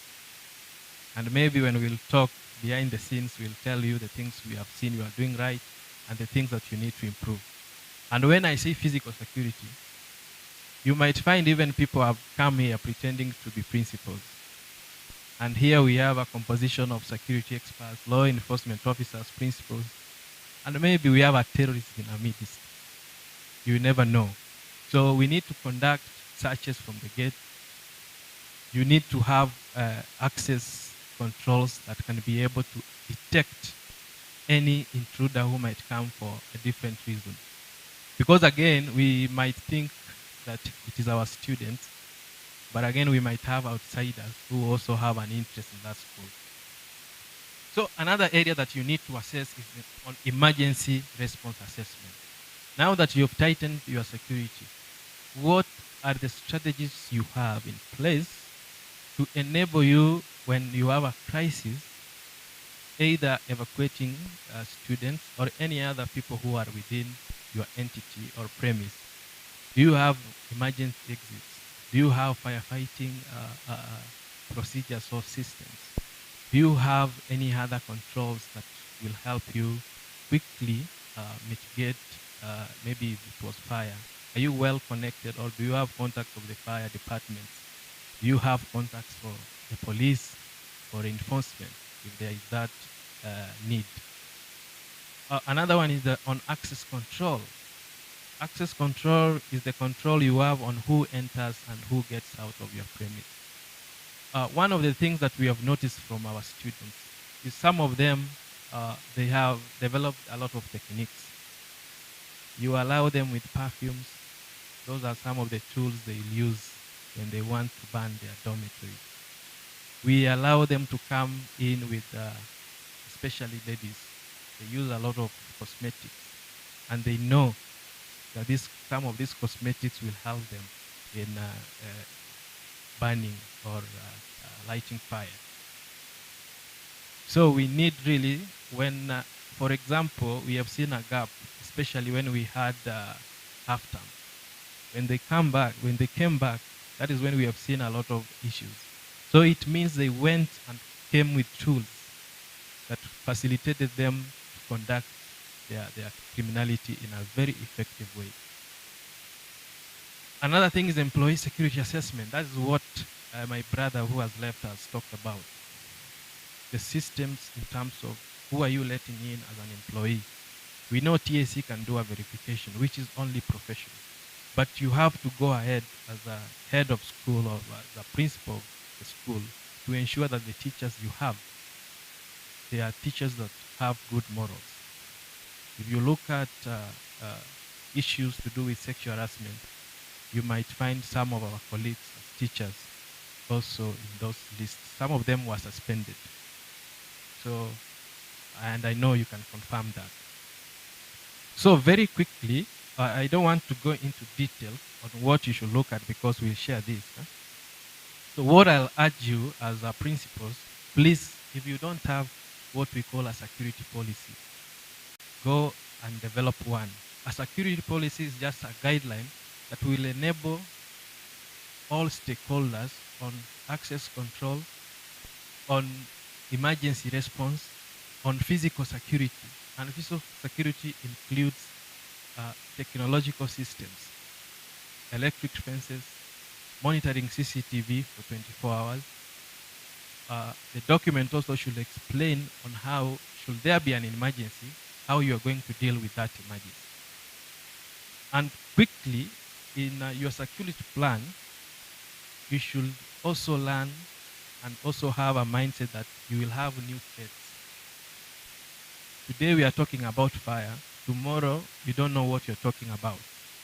So again, we have new trends. So for those who have not been affected with fire, also go and check, are there other issues that I need to have? Or are there other issues that I need to deal with? And one of the things is doing a continuous security audit. You might find that you have a well-fenced, well-perimeter wall, electric fence, but maybe you have never tested it, stopped working. Or somebody somewhere switched it off. So by the time you realize this, something has happened. And then you should also have timelines on how often you do your risk assessment, which is called security audit. I'll show you that on how to conduct it. And then, of course, don't forget the element of change of management. Today you are in Nakuru. The concerns in Nakuru High will be different with concerns in Kericho High in that matter. So you should also understand the environment you are and prioritize on the risks that can affect that school in its own capacity. So today, a challenge in Nakuru might be different in Kisii, for example. You've heard the regional education officer saying on different ways of reacting. Some will throw stones, some will burn, and some will walk away. And to me, I think also walking away is very dangerous because now they might compromise your jobs. If you don't have students, all of them decide to walk away in maybe Nakuru. That is very dangerous. So also, what you also need to do as a security or as a principals, you should ensure that you have other things like technology, including cameras, the CCTV, that are monitored 24 hours. And this one must be supported by adequate lighting. Because again, if you create a fear of lightning, the people they are aware that they are seen in whichever corner they are going to hide. They cannot commit that crime. This strategy we use is you increase the perception of detection. People, if they know that they are monitored, it is very, very hard for them to commit a crime. So quickly on emergency response assessment, and this is now key, because if you don't have now emergency plan on how you are going to deal with a crisis, you have good security, you have done your background checks, and you don't think that you might be affected with any criminality from these threats that will be created. But again, having done that, does not mean that it will not happen. Now it has happened. You must have a plan that addresses specific threats, such as fire, explosion, utility failures like lifts, civil disturbances. And you know we are soon we are going to political years and political campaigns. We might have civil disturbance. You should also have a plan on that. We are having terrorists. You should also have a plan on, should there be a terrorist, how am I going to deal with emergencies and responses? And of course, natural hazards, which are beyond our hands. But we should have a way to ensure that we have policies that help us in dealing with that. One area that we fail is the failure of including all people or all people in schools. For example, when you are doing a fire training, you should include students. And part of them should be part of your emergency plan. They should be first aiders. You have to have students who will be first aiders and teachers who are first aiders. We also will have students who will be firefighters or fire respondents. So again, we need to include them because you might be sleeping in your house as a teacher or as a principal. But you should also have a team that you know, should there be an emergency of fire, on how to deal, on how to help on those people who are fainted or those people who are burning. So we need to include them in that plan as well. So this is a failure that we have in our schools, that we will find that we train teachers, we train principals, but again, we don't involve them. If this thing is affecting them and we are not there, we need also to involve them. And of course, communication on, if in case of fire, what should you do to alert others? And what should you do to eliminate that fire?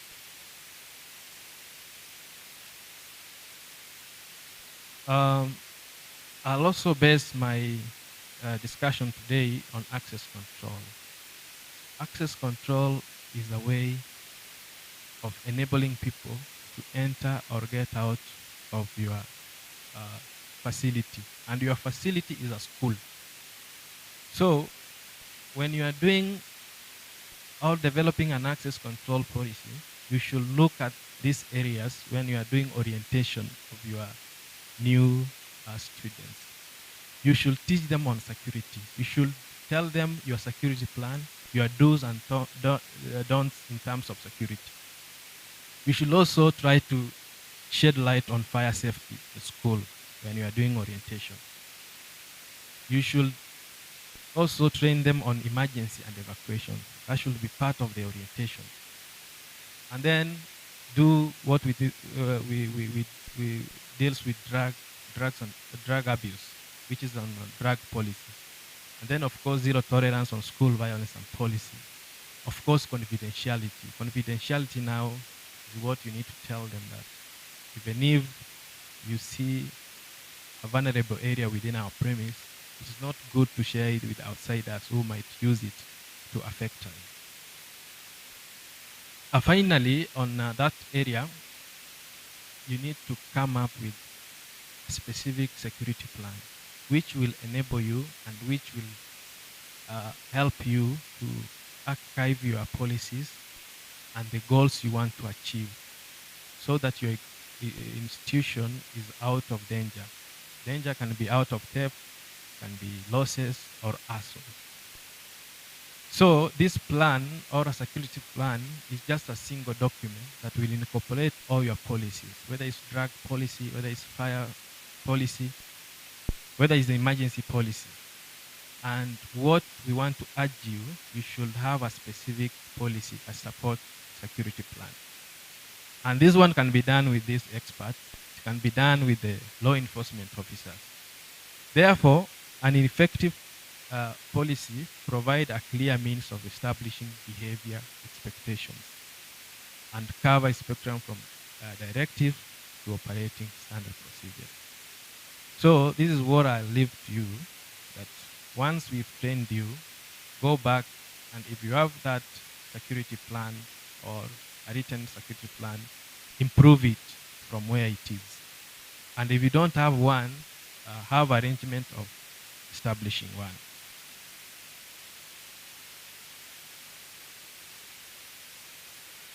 So if you may take us to risk assessment and security audit,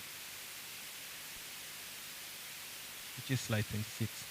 The security plan must be designed according to specific risk assessment.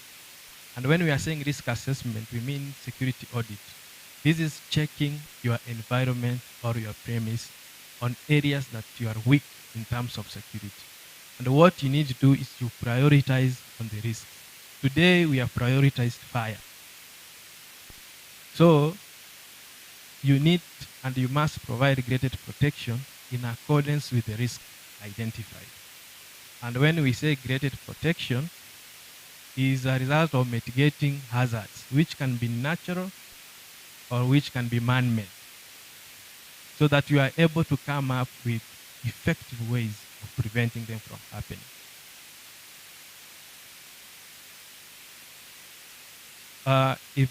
If you look at risk assessment on what I have, we have different types of risks and vulnerability.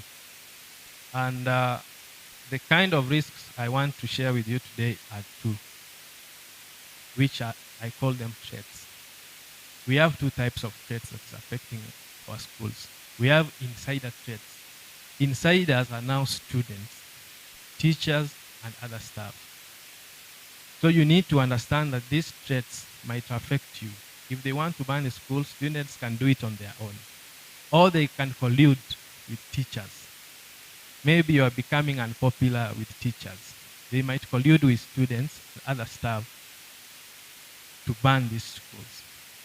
Another threat that can affect you is external. There are elements of parents. Some parents will say, huyo principal lazima ataenda nyumbani. Who will they use?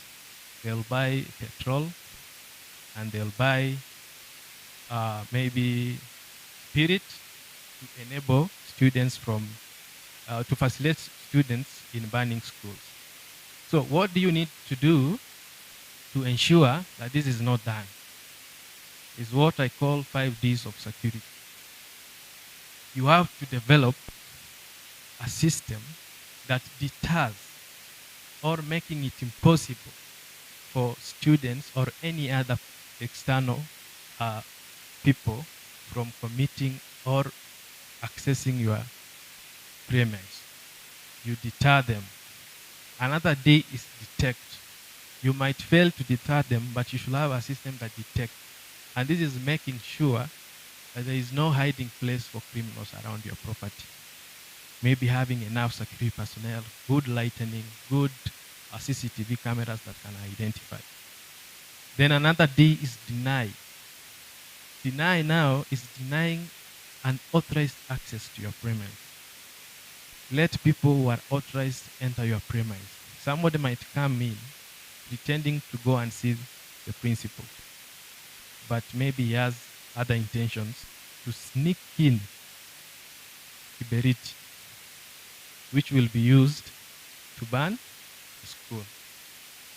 Another way of preventing such scenarios is the number 4D, which is delay. Have a system like a perimeter wall should be enough, or should be the height should be high, so that should people want to commit a crime, it is almost impossible, and the alarm system can be able to detect and notify the security personnel so that they are able to delay them from committing their crimes. And in this delay is the intelligence which Clinton was saying. And part of intelligence is spy. There are principals who can have spies. People will be talking about banning the school, huko chini ya maji, but your spies will give you a tip. So you use that tip and ensure that you able to understand what plan our students have, those who have bad behavior. Then he's having a system that is defensive, which we call defense. And this one will enable you to protect your properties. And here property we mean your school. Another method that you should use is security layers. If I look at Nakuru High, it is big enough. The security layers, you're saying, the perimeter walls, the fences, have different layers. In fact, this is a technique that even our military uses, have different security layers. For example, from the main gate, there is a check. After main gate, there is another check, up to reception. So between these areas, if the first person had missed something in a criminal, or a criminal wanted to come in with something, or a criminal entering a premise, it can be detected in the third or the inner circle. So this will enable you to identify unauthorized or suspicious persons. And finally, to end up my discussion, I wanted to talk about slide 36, if you may go there. If you look at that triangle, is what we call elements of a crime, which has been tagged. But in my case, you see there's a crime on the inner part. There's desire, there's target, there's opportunity. What you need to understand is that some of our students are not doing it because maybe there is no opportunity. If they get an opportunity, they'll penetrate. Some are not doing it because they lack a target. Maybe you have not announced exams. If you announce exams, they might call it their target and say, we don't want it, and commit a crime. Some of them don't have a desire. A desire is something that motivates you. So they are not motivated to do it.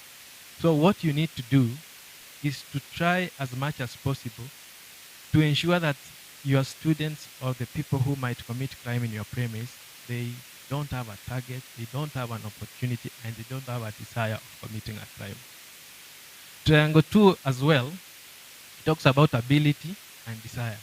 Ability is being capable of conducting or committing a crime.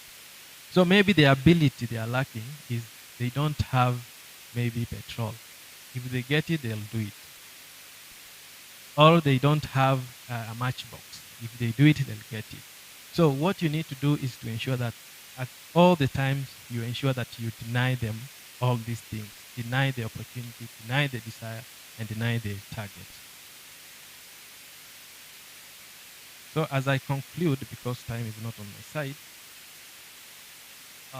all this can be achieved in what we call a plan, do, check, act, cycle model. This is a model that will enable you identify all problems and events that disrupt school operations. And this one is, it can be fire, it can be any cases of indiscipline. So you need to have a way of identifying this and analyzing this problem. After planning, you have to prioritize on the steps, and the steps are what the policies and procedures say, and the plan, so that you have the solutions to enable you ensure that you are secure. Then you check. This is examining solutions. today, a solution of today is not a solution of tomorrow. So you keep on checking whether the security solutions you have are up to date. And then act. Act is if the solutions are addressing problems, act and align with the organizational goals. So you need also to know that the goals of schools and the goals of your premise are in tandem with the solutions you have in terms of security risk. And finally, this is a cycle. You keep on doing it, either monthly, quarterly, so that you are always up to date, or you are updated on any improvement on security that you need to do. So if you do this, you'll be able to detect and prevent criminality in our schools appropriately. So that was my presentation for today. Thank you.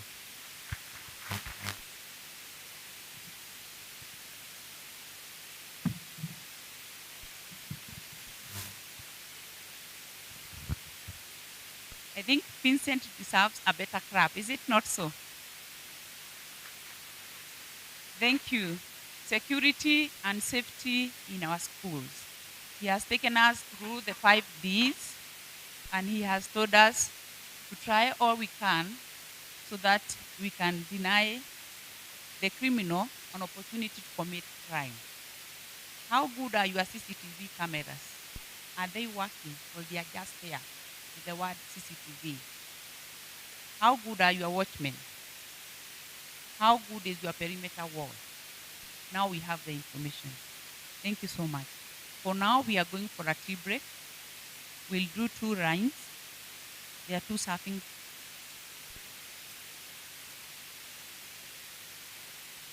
Let me hand over that to him. Thank you. We are taking a short break for tea, 30 minutes or less, because I believe we are behind time. I want to make this announcement from the records that we have at the entry there. Some participants have not yet registered in terms of making their payment. Now, this is embarrassing. It's embarrassing. It's subjecting us to embarrassment because as you register, I have your details.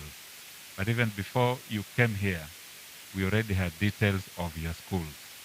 So don't push me to the level of fishing you out because I have your name, I have the name of your school, and you are here and you've not yet paid. Hiyo ni tabia mbaya. So please, you are facilitated, just make the payment. Let's take our 30 minutes for tea, and then we come back. You can see so far, so good. We are in a country that loves praying. Janet, can you pray for our tea very fast? Tuombee chai yetu. Yes, God's ears are very sharp.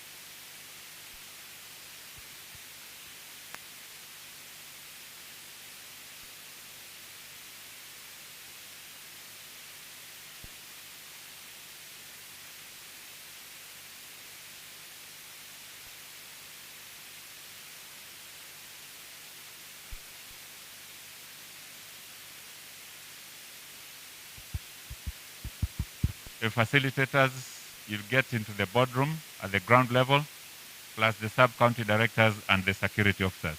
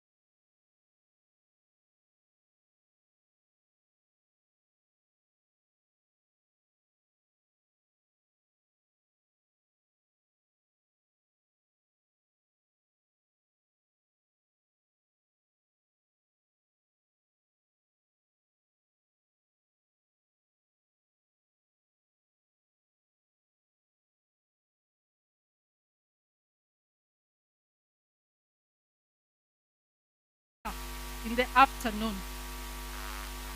So kindly, let's ensure that we have registered our email addresses, our names, our telephone numbers, so that we can be able to reach out.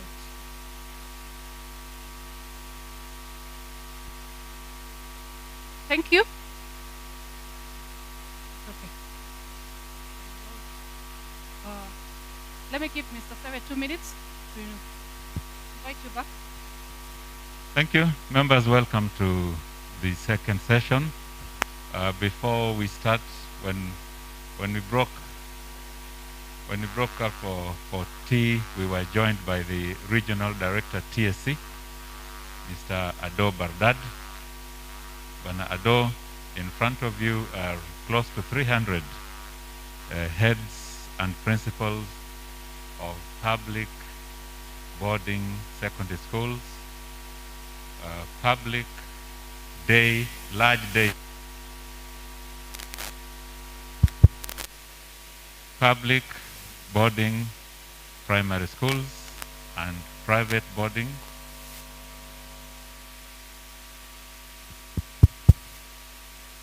being poured, as well as private secondary schools.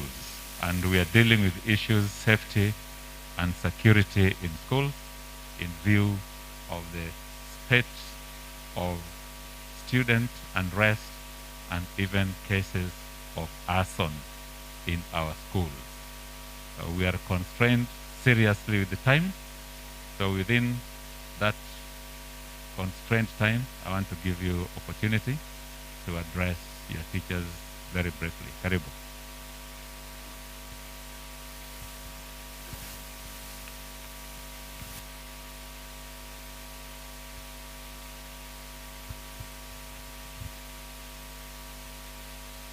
Thank you, Mr. Osewe, and our facilitators, our security team, my colleague, the Regional Director, Ministry of Education, and our able teachers, and all others invited. Good afternoon, all of you. Good afternoon once again. And I have the pleasure to join you. My name is Ado Mohammed, Regional Director TSC. For one, it's an opportunity that I didn't meet all my heads or principals. This afternoon I have the pleasure to stand in front of you and say jambo. Secondly, it's also an opportune time to also say hi to an able team that has led the region to forefront on how to address the security and safety in our schools. Mine, I've just requested to say hi, but I know you have constraint of time, and I don't want to eat most of your time. However, I'm just alerting you that we have a big problem. Our education system is truly under attack from wherever it is. We don't know where it is coming from. We are being attacked. Our institutions, teachers, students, and even the non-teaching staff are not safe in the schools for now. The education officials, our security officers, parents, education stakeholders have all sleepless nights. There seems to be some madness coming from somewhere we may not be aware.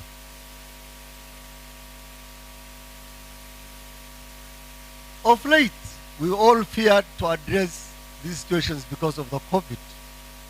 But it's with the grace of God that you have thought wise, and I'm sure the same will be replicated for the region on the same. We want to see, after today's plenary session, how Nakuru will fare. Congratulations for those of you who kept your schools safe. And I also say pole to those whose schools were affected. But the blame at the end of the day faces all of us. Nobody is safe. Nobody is secure. And nobody will escape the blame. All of us will be blamed. We were entrusted with the students. Let me say children. The children are not safe. We don't know why. Is there anybody who has even taken time to study why is this madness on? That's why I say the buck stops at us. So me, I will not interfere with the security training. The facilitators who are giving us a lot of hints and insights. They are experts on the path as we want to replicate the same in the region. We have released so many circulars. We have written so many reports. We have done transfers. We have blocked the heads. Heads have been blocked from schools. All this do not work. Why is the problem still there? So mine, I will not waste your time. I'll give you more time so that you listen to the facilitators. I'll only request you that by the end of today, please don't say that I'm a principal. Whatever is being talked, we have tried. No.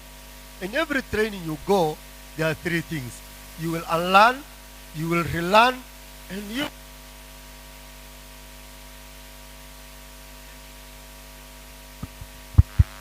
get the new things. You are aware. So mine, Ali.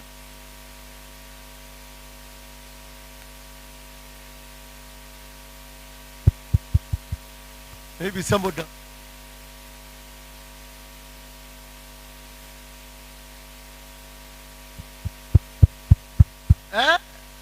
Somebody somewhere, sir. So mine is, please prepare the wealth declaration and make sure that by the end of this month, take the COVID test. If you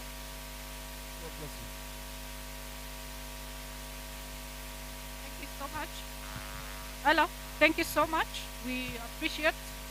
And without further ado, and because of the time, I would wish to invite our last facilitator today, Mr. George Arum, who is the Managing Director, Topmax Consultants Limited. And you may also be interested to know that he's a part-time lecturer at Chuka University. And he's going to take us through our last session on corporate governance, strategic leadership, and management. Please, let's welcome Mr. George Arum. Thank you. Thank you so much, Madam Grace. Let me begin by appreciating the fact that you are here. We don't take it for granted. My team, and I know together with the regional director, the county education director, we have been in discussion for the last 1 month, organizing this forum. And so having this number of people, we have been told you're close to 300, really is a big thing. And the fact that you're seated here means that this problem that you've been having for the last few years is a concern to you, just the same way it's a concern to us, and indeed the entire country. So again, as I said in the morning, together, when we put our heads together and we try to find out what solutions can we come up with. As Grace has said, yes, I do part-time lecturing in Chuka University in the area of criminology and security studies.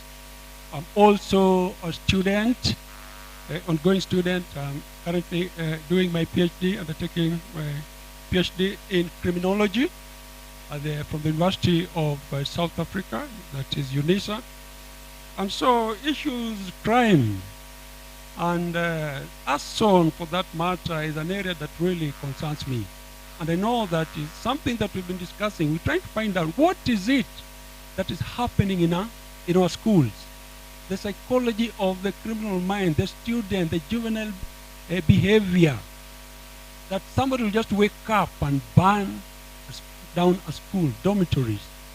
And even as you look back, and even as I reflect myself, and even as you sit there as a head teacher, principal, when you were young, when you were in school, you realize that we had more or less the same problems. But I don't think at any given time we ever thought of burning down our schools.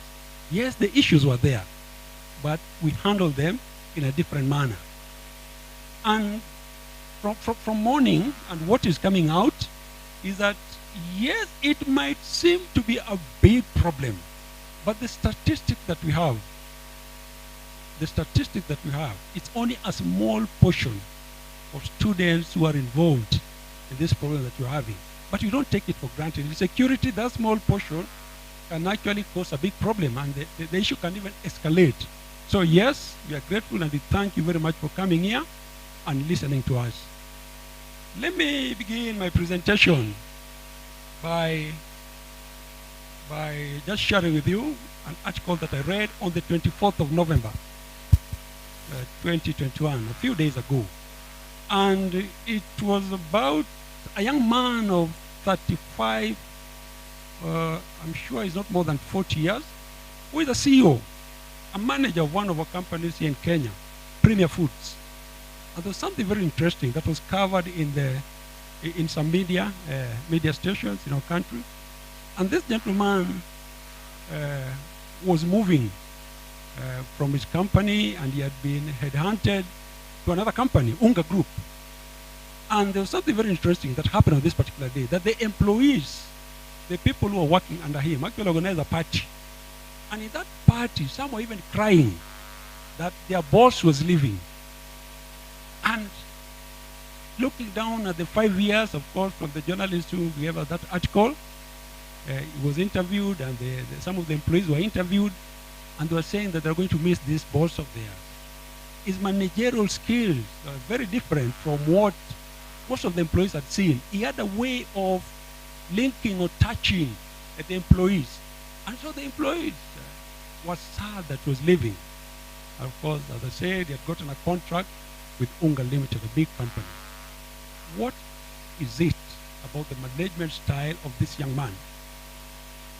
A study conducted in the year 2015 by PwC, PricewaterhouseCoopers, trying to understand the leadership skills of business leaders, CEOs, came up with certain findings which are extremely important and which impact on us as managers. As I stand here and as I look at you, I'm looking at CEOs. I'm looking at corporate leaders. I'm looking at managers. You are managing an entity, a corporate called a school. And what are some of the principles that you can learn? That when you look at Premier Foods, the gentleman I've given you an example of, I look at some of the big corporates in our country, Coca-Cola, Safaricom. What is it that makes them to succeed? Is it possible that there's a principle or two that you can actually learn and apply? So back to a study that was conducted, that they're trying to look at whether we have strategic leaders in business. Out of a response, a team, a number of about 6,000 business leaders who were interviewed, the finding was very interesting, that they only found 8% of the total number who will qualify to be strategic leaders. People who had a vision for their company, people who move their business from point A to point B. Another thing that the study revealed was that most of these strategic leaders that form the 8%, most of them are women. Most of them are women, and somebody saying yes. Yeah? Women apparently seems to be, they make good leaders. Yeah? And finally, one of the findings was that the kind of leadership and good leaders that we have increases with age. That from the age 45, then you become a good leader. There's something about age. There's something about wisdom, that you have stayed in that work for a while and you can make right decisions. So as we sit here and we're trying to address the issue of arson, this problem that we're having, I don't want to look at it from a security perspective. A lot has been said, a lot of researches have been conducted, and my colleagues have talked about them. The first speaker spoke about them, and he took us down the lane, gave us a historical background of this problem that we're having. And of course, the second speaker came and gave us some of the tips that you, as a business leader, remember, looking at you as a business leader, you must take your organization, your corporate, your school from one level to another. But I know for sure that the majority have done a good thing. From the statistics they were given, and I took time to try and understand how many secondary schools, how many primary schools do we have in our country. The statistics that I got in the year 2019, we had close to 11,000 secondary schools. The primary schools about double that, 31,000. Looking at the number of schools which have been burned down, small number, it's significant margin. But of course, the impact is what you are concentrating on, and that is where the problem is. So, what is it that I can do as a CEO of my school to ensure that I achieve the objective of the school?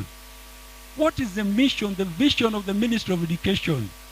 Remember, as you guide and as you lead, you are a representative of the ministry and, of course, by extension, the government. As you interact with the stakeholders, what kind of leadership skills are you applying? So as we look at corporate governance and strategic leadership, what are some of the principles that you can apply? What management skills that when you look at management, issues of planning, issues of organizing, issues of staffing. My colleague talked about staff, that when they're coming in, what do you need to do? Issues of directing. Remember, you're a director. How can we apply these principles to make organizations to be effective? And so this afternoon, one word that comes out very clearly when we talk of strategic leadership, a strategy. We must be strategic.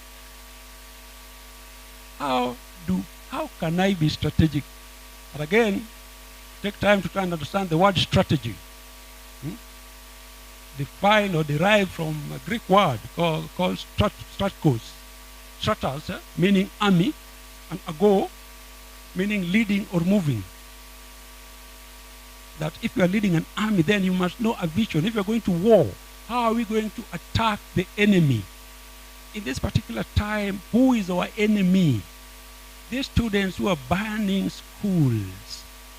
And again, as we were told by the regional director of education, a few number, small number, who for some reason don't want to sit for exams, and they want to involve everybody in their own problems. So how can we, as managers, as CEOs, be able to identify this small number? And of course, Clinton talked about intelligence gathering. Vincent talked about the facilities, the security measures that we can take, security surveys and audit. But again, now my presentation now focuses on you as a CEO. How can you make a good corporate manager? How can you be strategic in your day-to-day management style of your organization? Remember, as I've said, there are many stakeholders. You'll be interacting with parents. And one of the speakers told us that one of the causes, one of the problems could be the parents. You'll be interacting with vendors, suppliers. As a matter of fact, who knows? Probably one of the problems could be caused by the vendors. Is it possible that the students, and of course, the students play a big part? What about the teachers? What about sub-staff? What about the ministry? Or somewhere, and somebody actually even mentioned that the CS, my colleague talked about high-handedness. And again, in this kind of forum, we say it as it is. Is it possible that you as a principal, oh, the CS is high-handed? The way he's been managing, handling this department, this ministry, is not listening to us as teachers. So all these stakeholders, How can we come together? And what principles can you apply in trying to manage your school for it to be effective? You've heard of Harvard. Harvard University is a big university, renowned. Only the best of the best students get to Harvard. How has Harvard University been able to make a name for itself? St. Mary's, even in Kenya, there are those schools that for you to get there, you must really work hard. When I was growing up, one of the best schools then was Tare Boys. And I can tell you, and I can give my own example, I really tried to get into Tare Boys from primary, secondary. And I remember I went I attended 3 interviews with Dr. Griffin. Some of you may remember him. But for some reason, I could not make the cutoff mark. All the boys then wanted to be affiliated with Tare Boys. How can you make your schools to be like Tare Boys, Harvard University? How can you apply these corporate principles for us to be effective managers and leaders? Of course, when you talk of strategy, we are talking about vision. What vision do you have for your school? That mental image that I want to move my school from point A to point B. Talking of a mission, this is where how are we going to get to where we want to be? Of course, these are business skills, and I'm sure, even as I seated here, most of us have attended these courses, and you have learned. My colleague Edwin talked about policies and guidelines, and so many documents which have been written. And probably what is lacking could be just implementation. Us spending time just to sit down and implement what is there. So I want to refer you to Harvard Business Review, talking about strategic leadership. And in this review that I took time to look at, in trying to get one or two things that will make our institutions of learning to be better or to be effective, Harvard comes up with 6 essential skills of managing. And of course, the first one is anticipate. That you as a manager, you must have the skill of anticipating. Anticipating is just another word for intelligence gathering. I liked what the regional director of education, there's something he told us about a certain school, and the head teacher who approached him and told him that I am going to Nairobi. And he asked him, what do you mean you're going to Nairobi? Who is going to take care of your school? And I liked the answer that, I'm so confident of my students. I know my boys. They're not going to engage in any criminality. I know them. You can anticipate. You know what is going to happen tomorrow. You have collected enough information, intelligence gathering. And of course, this is something. These are skills that you can learn. That you should not be taken by surprise. Last month, my neighbor is a deputy head teacher in some school in Kajiado. And so this evening, it was a Sunday, she's being called that all the students have walked out of the school. All of them. And it so happened that weekend, she had come back home. And the principal also was away. That both the principal and the deputy are out. And then the students decided to riot, and they went out. And I was telling myself that as a manager then, you should not reach a point when something happened without your knowledge. Do you know even the CEO of this country, our president, there are certain things that cannot happen or should not happen without his knowledge. And when they happen, that's when we talk of intelligence failure. There's some intelligence failure somewhere, and somebody must take responsibility for it. The other day you heard and you saw what happened about in one of our prisons. That prisoners, hardcore prisoners, will escape. How? How in this day and era? And I'm telling you, by end of that day, somebody had been sacked.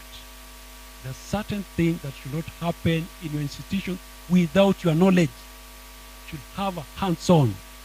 That the general, the CEO of Safaricom knows what is happening in his organization. The second thing is challenge. Look at the problem as a challenge. Challenge. This problem that we're having of arson is a challenge to us. And we are viewing it from different perspectives. I'm telling you, we have been spending sleepless nights trying to understand what are the causes and what mitigating measures can we put in place to deal with the causes of arson. And I'm telling you, there are many researches that have been written. How can you deal with that problem? I always tell myself and I tell my students, there is no big problem that cannot be solved. You may not have the answer today, but the answer is going to be there. You will find it. Challenge. Number 3 is interpret. Once you have gone through those issues, then make an interpretation. Before, look at the hypothesis and involve others. As the CEO, their teachers, you'll be surprised that even the sub-staff, the sweeper, might have very good information, very good knowledge that you might actually use to assist you in doing your work. Then, of course, number 4, you decide. You must make a decision. That's why you are the manager, you are the CEO of your organization. You must make a decision. The moment the stakeholders see that you are indecisive, your juniors, the teachers, even the students see that you are indecisive, they'll take advantage. Always be firm, make a decision. And of course, you align by now. And if I have time, if I also ask you, what is the vision statement of the Ministry of Education? I'm sure you'll give me an answer. What is the mission statement of the Ministry of Education? Of course, you'll give me an answer. So you must align all your processes, all the decisions that you make, to be in sync with the vision of the parent organization, which is the Ministry of Education. And of course, if you work together, then you're going to be effective. Then you learn.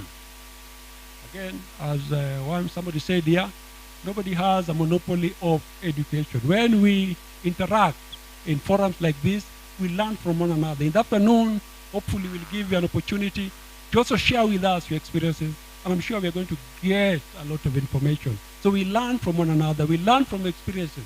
We learn from even the cases of arson or of criminality that has happened in the past.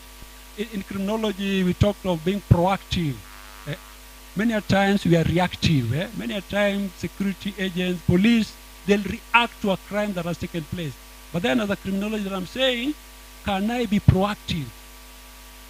How can I be proactive? One of the ways is through learning. I've studied this crime. I can see a trend. I can almost tell you that tomorrow there'll be another arson attack. Why? Because of 1, 2, 3. There's certain things that I can actually see. Finally, yes.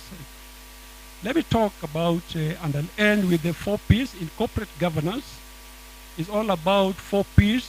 If you do not take anything from our discussion or interaction this afternoon, please, I beg you, and I pray that go home with these 4 P's. P's in corporate governance, very key, very important. That the first P, we are talking about people. As the CEO of your school, your organization, as a manager, then you must appreciate the people that you're working with. Appreciate everyone. Let me tell you that even the lowest of the lowest will assist you. They'll tell you, oh, but then nimesikia, nimeona. Students are planning 1, 2, 3. And there have been cases where people have come and they've shared information with the principals, with the headmaster, head teachers. You will only get that information if you are close to the people. The community around you, Nakuru High, we have the community out. And they'll tell you, kuna vijana walikuja hapo kanunua mafuta. You'll get that information. Appreciate people. Whenever I'm teaching this, I always give an example. I was warned that don't give political examples, but I'm take to give it. I'm not going to mention names. But in one office, somebody, the ESCC are focusing on somebody and they know that this person is corrupt. This person has been receiving money in his office. And so what does ESCC do? They set a trap for him and they mount CCTVs. And of course, as this person is coming to bring money, receive money from somebody who has been sent, of course, the CCTV will capture the evidence.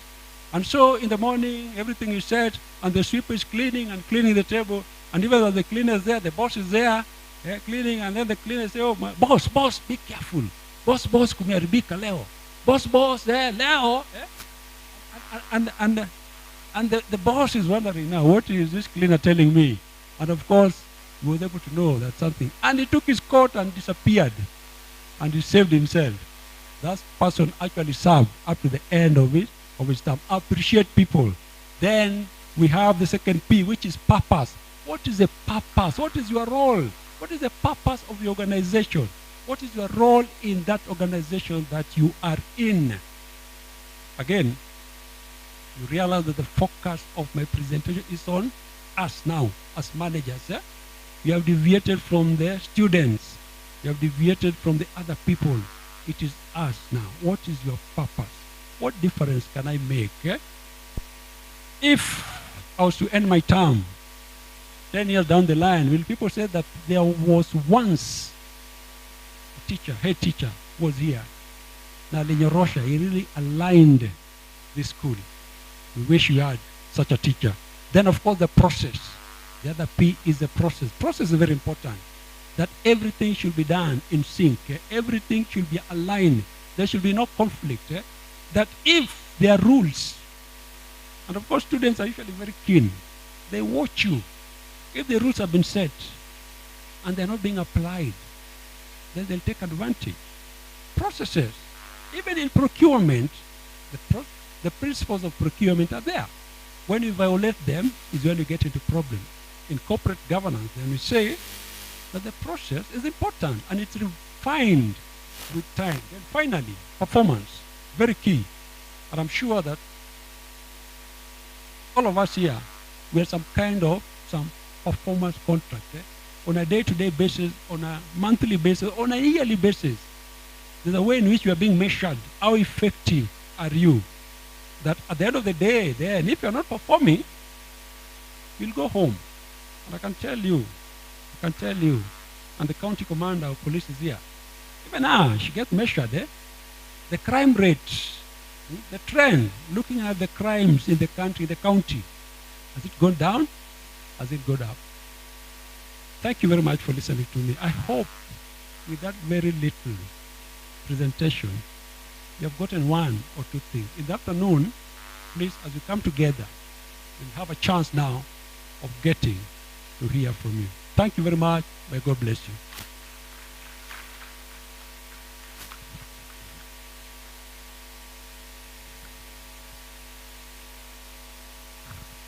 Thank you, Mr. George. That was a good one. Are we strategic leaders? Are we? What is your purpose in your institution? Okay, so let us all work towards our mission and vision. Here I have two banners. I have a banner, the first one. Someone please assist me to bring the banner near here.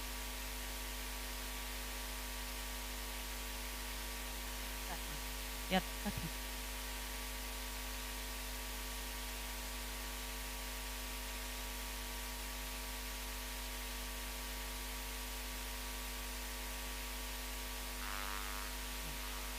I'm sure you are able to see. This one banner is the reason why we are here. A school on fire. Is this what we want? Is this what we want? This other banner is what we want in our schools. Very good school with a very beautiful building. This is Nakuru High School. Down there, we have very happy students from Nakuru High School, appreciating one of them who have passed exams. Down there we have, you call it Tobiko, that brother who was awarded the Nobel, whatever. Yeah, being appreciated by very happy students. This is the kind of school we want. Happy students, happy teachers, but not this one. There is no school here.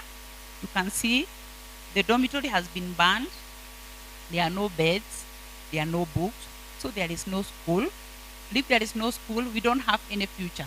True or not? Our today's title, our today's theme was Stopping the Inferno, Our School, Our Children, Our Future. I want all of us to repeat that. Stopping the Inferno. Teachers usually tell the students, speak up. I want you to speak up. Stopping the Inferno, our school, our children, our future. Now we start from stopping the Inferno and then we finish. 1, 2, 3.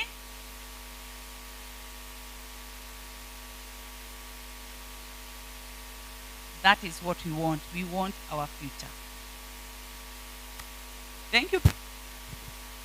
From here, we are going to do the last session, which is a group discussion. We are going to divide you into groups. Groups of, we need 10 groups. Go down with the questions. You are going to appoint one secretary and a chairperson.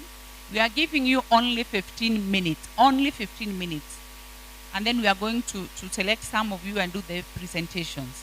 Then from there, the climax of this event, it is fire drills out there. So we have the fire people out there who will take us through the fire drills. Okay, are we together? This is how we are going to do about it. No, that will take a lot of time. 1, 2, 3. That is group 1. Very quickly, that corner. 15 minutes starts now. 1, 2, 3. Group 2. 1, 2, 3. Group 3. Somewhere here. Just leave the seats. You just make a route, whatever, and work on the papers. You don't need to carry the seats. Okay. 1, 2, 3. Group 4. That corner, 15 minutes starts now. 1, 2, 3. Group 5. Group 6, everyone who is here. Group 6 there. Very quickly. 1, 2, 3. That corner. Group 7. 1, 2, 3, 4. Group 8. Group 8. 1, 2, 3, 4. Group 9. There. 15 minutes starts now. 1, 2, 3. Group 9. One more paper. Oh, 10 there. Or somewhere here in the middle. Just somewhere here. Okay, 1, 2, 3. Please come here. One more sheet.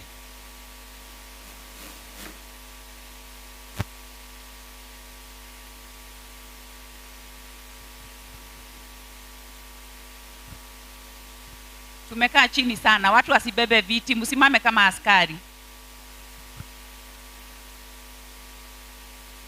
Just one. Yeah. You can share. You can share. Okay. All the best. Give me one so that the officers can.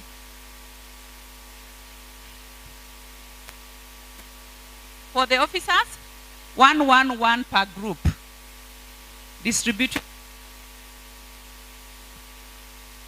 Security is tight. The officers will be in each and every group. You just listen. Officers don't contribute. Let us hear from the teachers.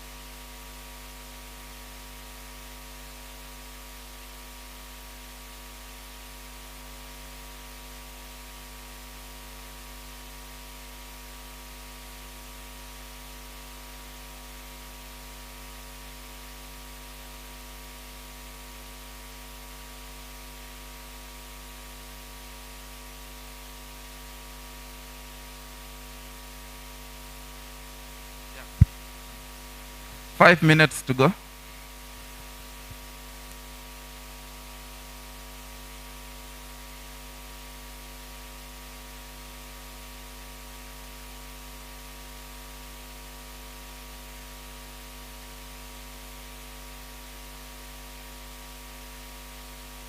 Hi, excuse me, the owner of KCE 199H aende atutolee, kuna gari ya fire inaingia ndani. KCE 199H.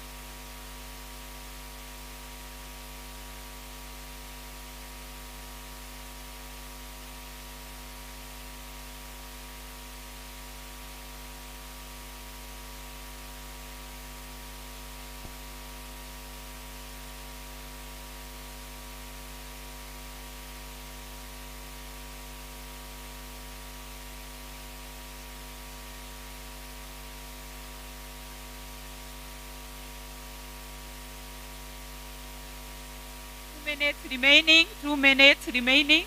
Please summarize. The owner of KCE 199H aende atufungulie njia tafadhali.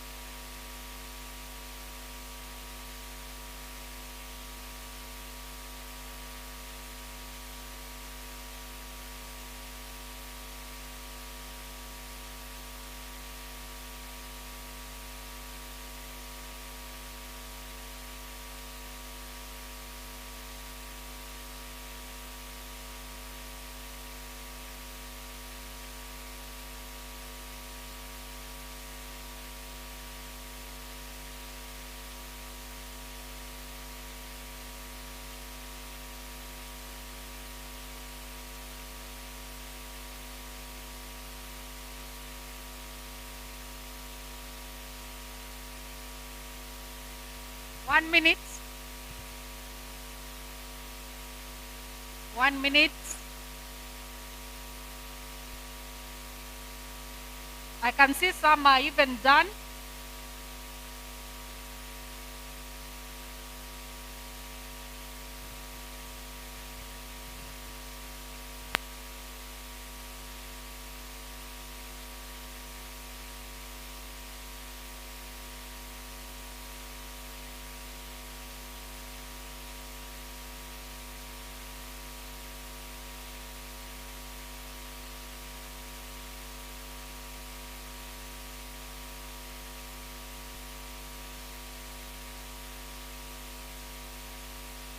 I think we are all done.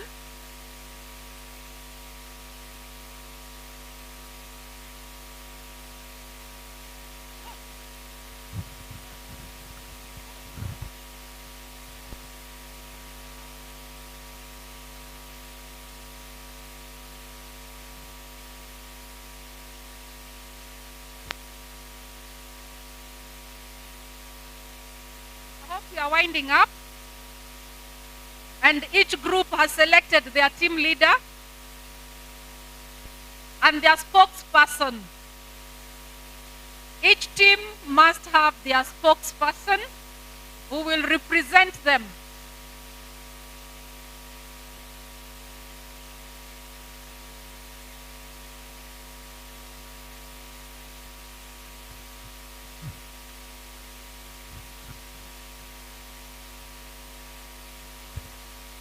Okay, our time is up. Let's have the 10 representatives of groups. Our time is up. I want to kindly request the first group to come. Let's have your representative.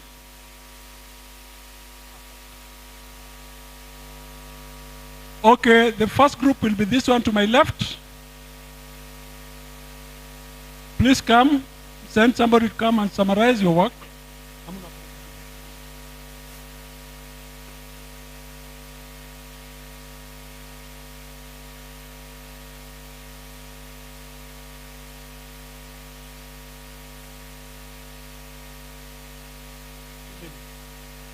Okay, 2 minutes for the representatives.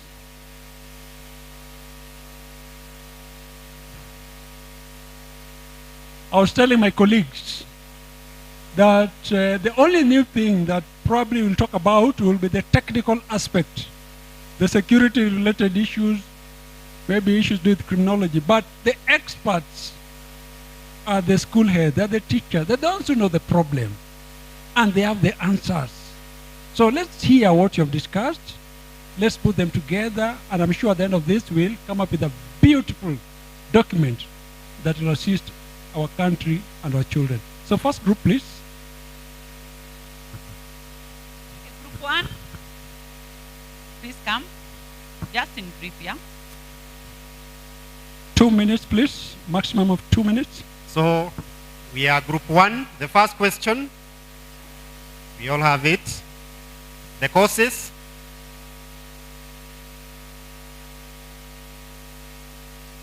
So the causes are drug and substance abuse, high-handedness of the administrators. Number 3, peer pressure. Number 4, poor parenting. Number 5, incitement of learners. Number 6, political interference. Number 7, exam phobia. Number 8, abrupt changes of administration. Number 9, students' welfare, which is ineffective. Number 10, we head up to number 9. Question B, it was talking on persons involved, teachers who are discontented, then students. Number 3, disgruntled workers. Number 4, disgruntled members of the community. Number 5, some BOM members. Then we are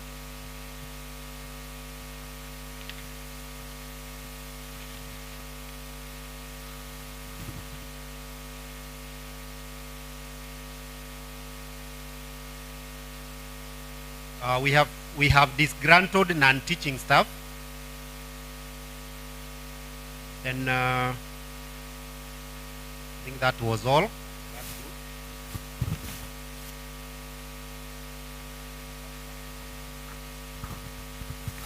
Question 3,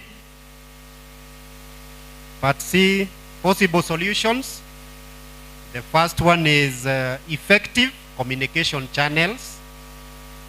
Number 2, gathering and sharing intelligence.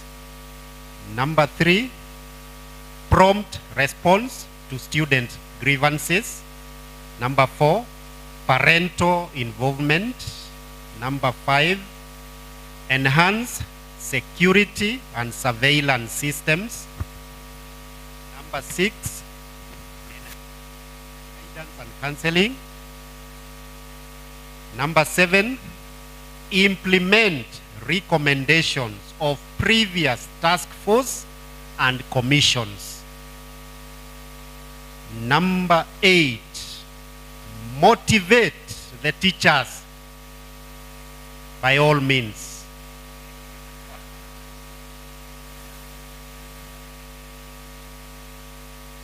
Number 9, constant consultations whenever such problems arises.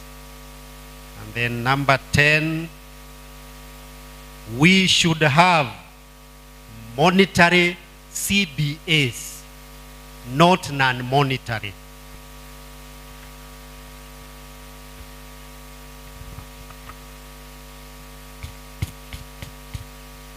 Thank you. I do underline, motivate the teachers. You are so happy about that point. Group number 2.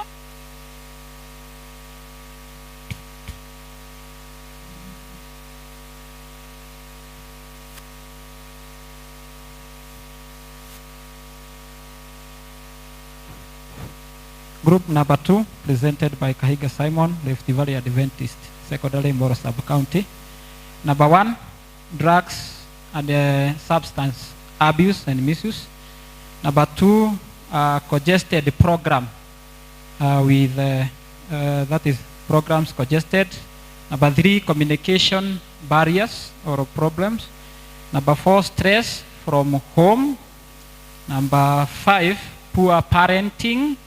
Number 6, controversial policy.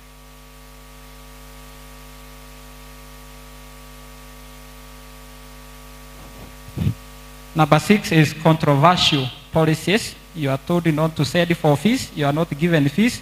You are told to feed them well, and there are no money. So number 7, poor guidance and counseling bodies. Number 8, we have peer pressure. Number 9, social media. We have internet even in our school libraries and whatever, computer apps. Number 10, we have trend. We all know that the second term schools must be banned. So, and therefore trend must continue. So we have question number B, stakeholders in this. We have students. We have support staff. We have demotivated and dissatisfied teachers who are very tired. When they are coming to work, they look as if they are going out of work. So they have to be checked. Number 4, we have a surrounding community with interest. And number 5, we have school suppliers.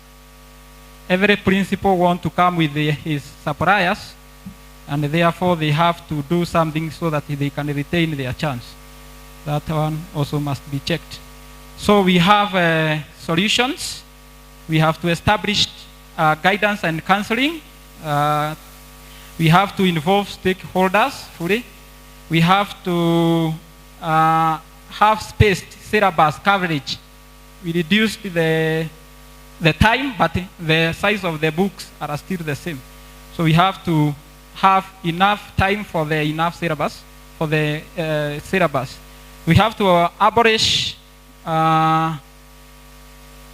poor boarding schooling and come up with good policies which can guide boarding schools, if not permanently abolish the boarding schools.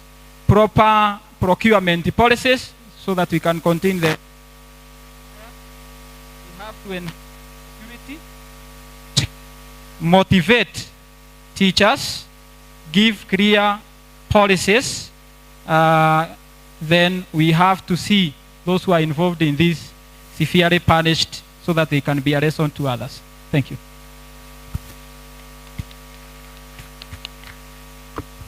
Thank you. May I have that, please? Add over. Right there. Thank you. Group number 3, welcome.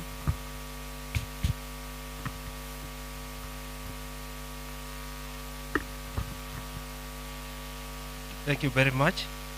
Group number 3, if you speak after some other people have spoken, you tend to repeat yourself. There are only 2 points I'm going to add on to number 1. That is A, that unrest will only come when, and we have experienced, there is congestion in our schools right now. That is due to 100% transition. Now, this one has led to most students being dissatisfied with the services that we are offering as schools.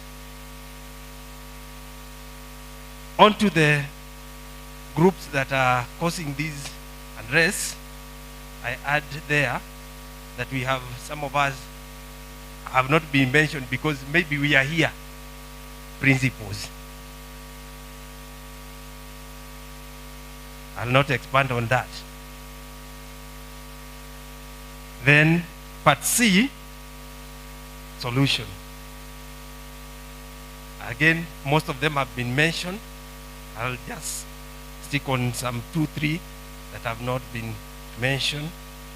And number 1, we are talking of stiff laws on drugs. The other day, we had the blue, for those ones without the blue, and they were telling us, in the whole of Nakuru, those who are dealing with the drugs are only 2. That is, I don't know whether they are called ANT or narcotic officers. There are only 2. How many schools do we have? If we call, for example, today we say, this neighbor of this school is selling drugs, then the nearest police station, we have police there. They arrest, they come to a court in Gilgil or they come to Nakuru, kesi inatupwa. Tunarudi 0. Then, number 2, we are talking of giving the school management and not pushing us so much that we must go to Bwana Osewe to seek for permission to exclude a student who has been caught with the bank. Thank you.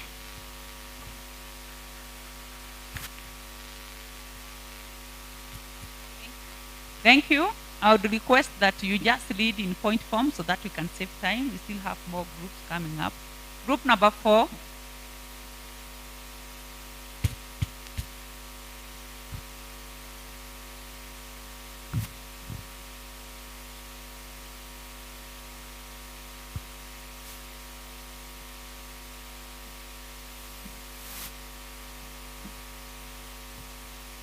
I'll just read the points that have not been read.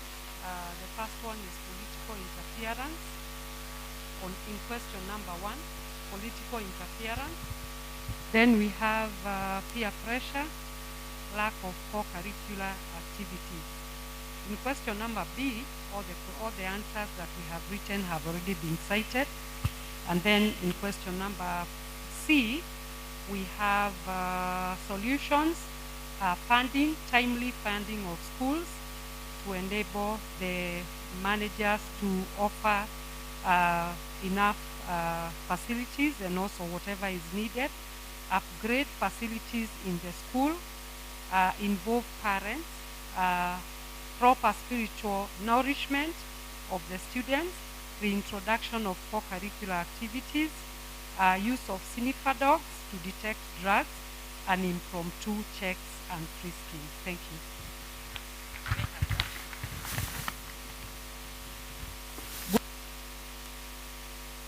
Group 5, 6, 7, 8, 9, 10. Please come here so that we can save time. Just come over so that we can be near here.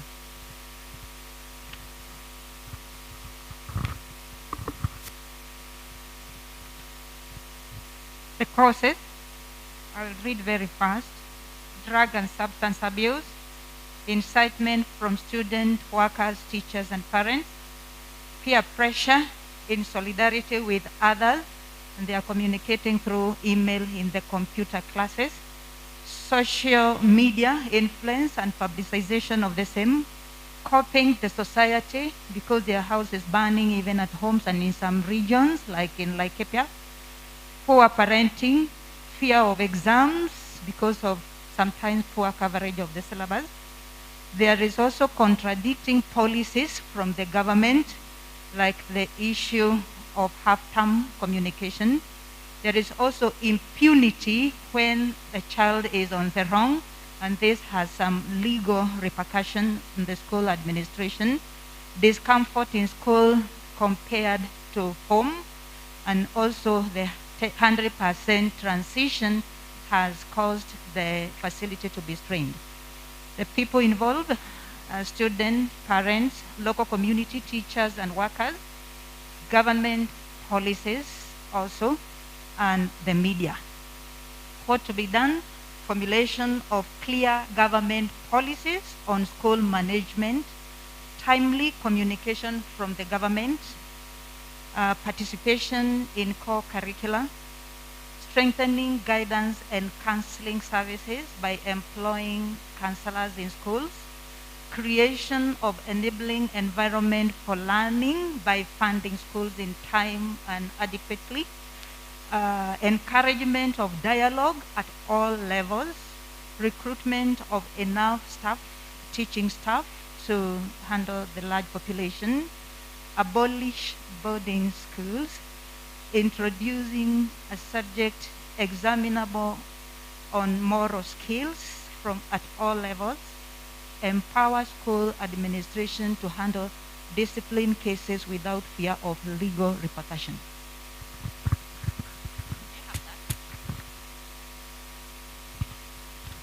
Just for your information, you are being streamed live since morning. However, everyone in the whole world is watching at you.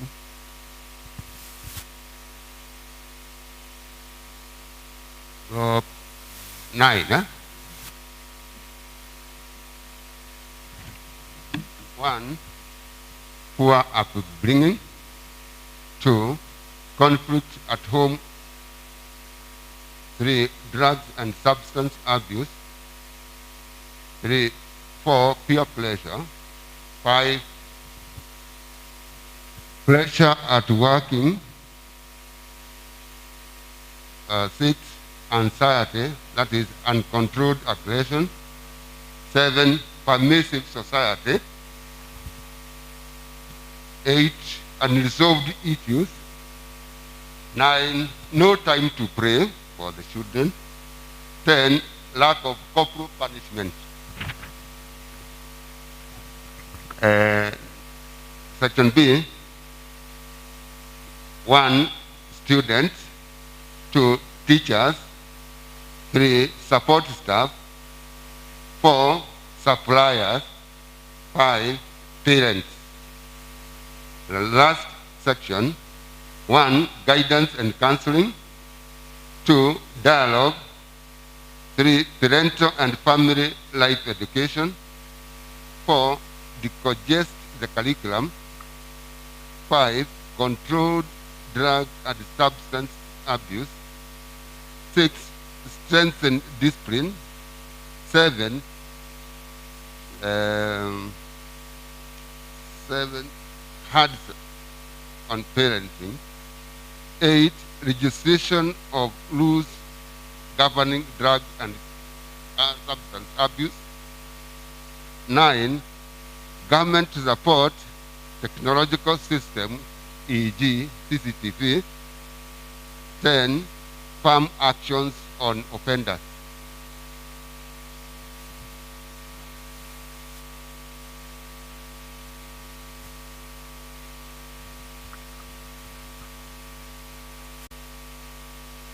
Thank you very much. Question 1, the fear of exams, drugs and substance abuse, demand for more good and quality food, pressure, peer pressure, too much expectation from parents and teachers, incitement from within and out, social media influence, harsh punishment, high-handedness of administrators, poor, inadequate infrastructure in schools, poor parenting and high expectation from them, unrealistic government policies. And then in B, we have both teaching and support staff. Then we have also students themselves, local communities, suppliers, politicians. Section C, We need to embrace technology positively, enhance guidance and counseling, proper funding of schools should be enhanced, then improve on social cohesion among stakeholders, come up with learner-friendly policies, have student barazas, co-curricular activities to be enhanced, dialogue and communication channels also should be open for all, train student leaders, enhance spiritual nourishment in schools, parental involvement, introduce social workers at sub-county levels to visit schools, conduct background checks before admitting learners.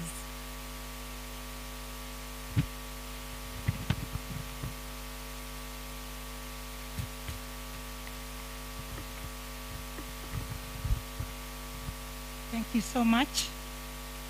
I'll read on section A some of the points that were not mentioned. Poor school management, especially poor leadership skills. Number 2, tight school calendar. Number 3, it was mentioned, but I want to take a different dimension. That is parental negligence. Some parents have neglected their children. They have dumped their children in school. So they do not have any other areas. They do not have love. They end up being criminals. Broken families. And some schools have traditions of burning schools. If they don't burn a school for 2-3 years, they wonder. So they have to burn, just a tradition. And we also saw that there's poor diet. Then among the groups that are involved, we also saw that some administrative or some administrations also encourage students to do that so that they get some few points. Then the last section, one of the things that we saw in our group is that we stopped adopting foreign policies in schools, in education. For example, we abolished corporal punishment, kiboko, na watoto wetu inasemekana watoto wa Afrika wasikivu na kiboko. So, foreign policies. Number 2, improvement of diet. Number 3, the Ministry of Education should reintroduce co-curricular activities, music, drama, games, so that students can vet out their stress and come out fresh. They also talked about, in our group, the issue of the Ministry of Education to look into review the education policies because of the issue of tight calendar. We should review the education policies. Lastly, we saw that the issue of we should have a way of expelling these deviant students from our school permanently. Thank you so much. Thank you so much for this opportunity.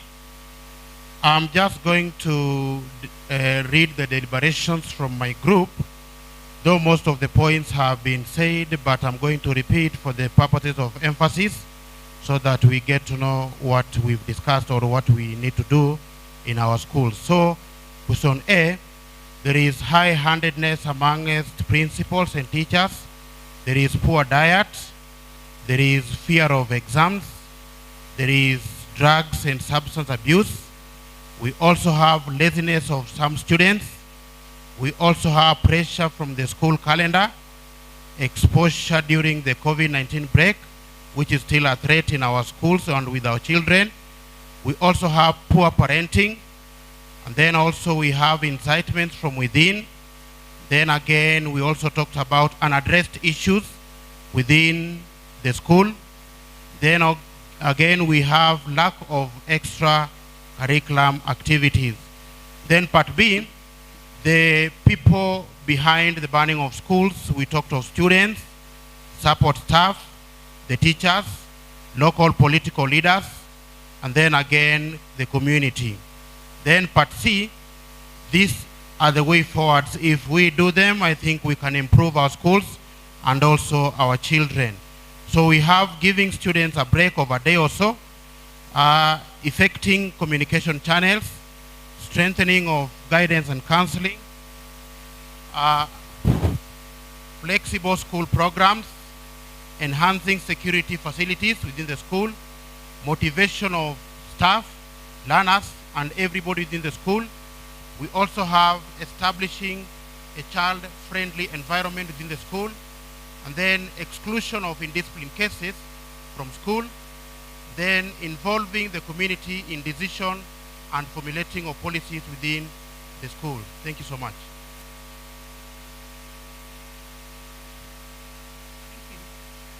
Thank you.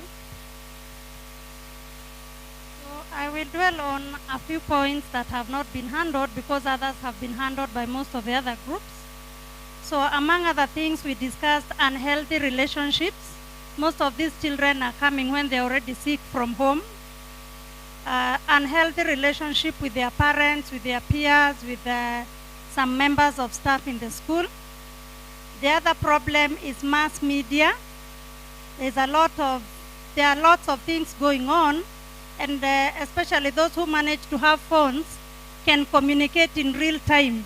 Others say, we have burnt our school, burn yours. So they burn. Lack of co-curricular activities, although that has already been mentioned. There is also general indiscipline that is going on in the country. Everybody, parents and most other people, there is poor role modeling in terms of discipline.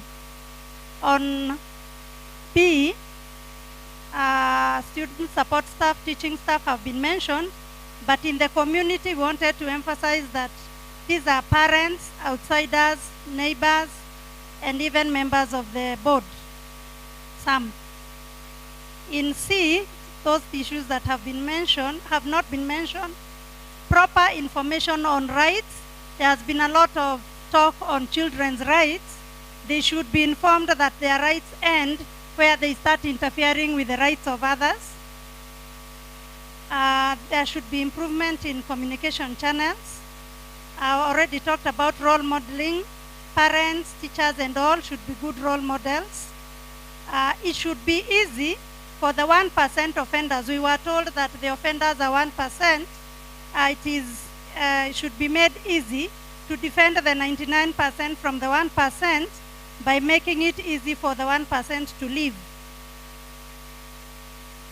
And finally, allowing the students or the children who do not want to be in boarding schools to go to the day schools they want to be in. Thank you.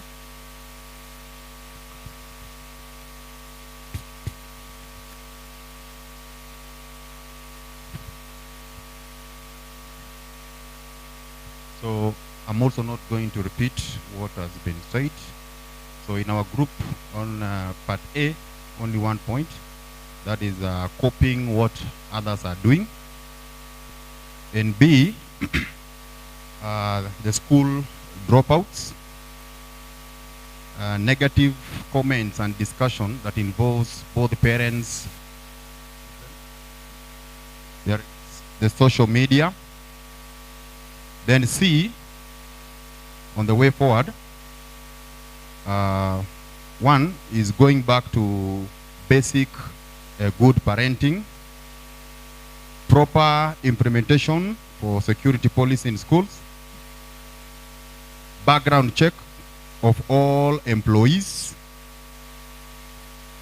counter check policies from the Ministry of Education on discipline matters, emphasize on life skills, and lastly, review of Children's Act. Thank you very much. Thank you. Thank you so much. Thank you so much. I just want to direct your attention to a circular that I'm sure you might have seen. It came out on 4th of November 2021 from the Ministry of Education. It has been signed by Margaret Lesuda, who is the Regional Director of Education. And the circular is directed to all sub-county directors of education, all secondary school principals, all primary school head teachers, and of course is titled Action Points for Schools to Comply with School Safety, Security, and Health Measures. About 18 points which have been listed here. I think that we need to look for as CEOs of institutions of learning. But there are four that I wish to pick even as we summarize. That one, it talks of school principals to ensure that they walk around the entire school at least twice a week to ascertain that all infrastructures are well maintained in accordance with the safety standards in the school manual that you're aware of. Of course, that was picked by one of the speakers. Number two, there's the issue of need to closely monitor students who may have frequent indiscipline issues in order to present planning and execution of the criminal act. Now, I've been pricked to mention this because of maybe something that Clinton talked about on background checks. It has been repeated by some of you I've heard from the presentation, that even as you do background check, then there's a warning here, and this is what it says, that this should be done discreetly to avoid profiling our children. That even as we try to find out who are these people who have been transferred from school A to school B, then again we need to take care of legal issues so that you don't find yourself on the wrong side of the law. That profiling is dangerous. You want to profile the student. Again, remember the issue of age. But then it's important that you do background check on not only the student, of course, even staff, but you need to take care of legal issues. Then the other point is about the school administration taking active strategies of detecting early warning signs among discontent among students and even staff. Again, this is very important. We talked about it. Some of the groups have mentioned it. Then finally, the issue of head teachers and principals to be encouraged to maintain good school community relations. That's extremely important. I think I brought this out, that then we must be in good relations with the people, the stakeholders, the people that we interact with as we do our work. Let me finish by saying that we have gotten a lot of information. Listening to you, I could pick one or two, three things for which are equally very, very important. In case it was not mentioned, all the presentations from morning are going to be shared by you. We are going to be shared to you. We are going to come up with one document, and of course, we'll liaise with the county commander and also the county director of education, so that you have access to all our materials. We will make sure that you've captured the three areas that you're focused on and also your input. And this document will be available to you. Thank you very much for your time. Thank you for indulging us. I think we'll be breaking for lunch now, after which you'll have only one more session and we'll be through. Thank you very much, madam.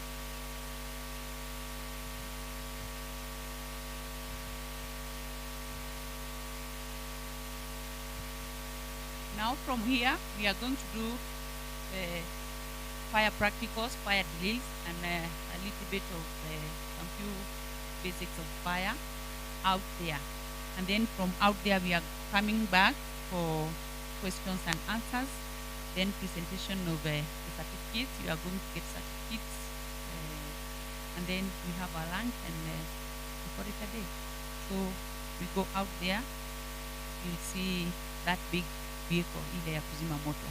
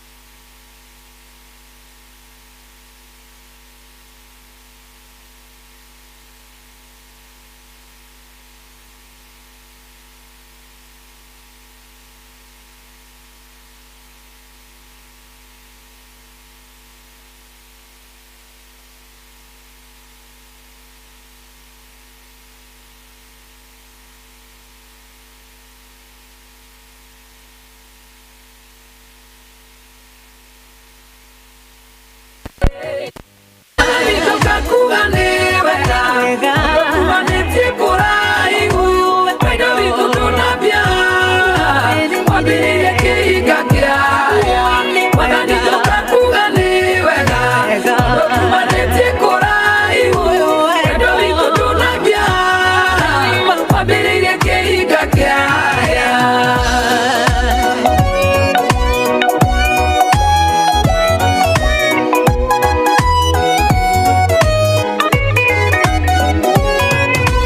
Ode aria mona nire na Ngai Jakuba kiria indo ciothe njaboku akiria tumia kena indo ciothe iwe nikimuraika kimukora akigia no tuko mogima ukiria inya kimucenjia ritwa kiiga giake kiairire hau kuma hindi yo gitwa Isiraeli wega igokakuga ni wega tumanĩtie kũraihu wendo witũ ndũnambia wambĩrĩirie kĩhinga kĩaya ona nĩgũkakuga nĩ wega tumanĩtie kũraihu wendo witũ ndũnambia wambĩrĩirie kĩhinga kĩaya arĩragia tũgondu twa njethũrũ akĩona kĩhinga kĩambia kũya akuhĩrĩria mũgambo kiuma ho ndaira kũhanĩra theru atua kwendanĩra hau na Ngai na magerio moka nĩamenyaga wendo witũ ndũnambia wambĩrĩirie kĩhinga kĩaya amenya kũrĩa ciarĩtwo nĩ Maria na Juthufu na marĩa ciaria kawaida era ndũwe nĩ ndungata magathĩ koro gũtheka makeranaga kagithĩ ti kahĩ karĩa kabundi wa mbaũ tũtũragio nĩ kwĩyomia o hamwe na tha cia Ngai ĩno rĩndĩ kwenda mũndũ wa gũtua ngoro na ihenya tũtũragio nĩ kwĩyomia ona ningĩ kwĩhinya ĩno rĩndĩ kwenda mũndũ wa gũtua ngoro na ihenya.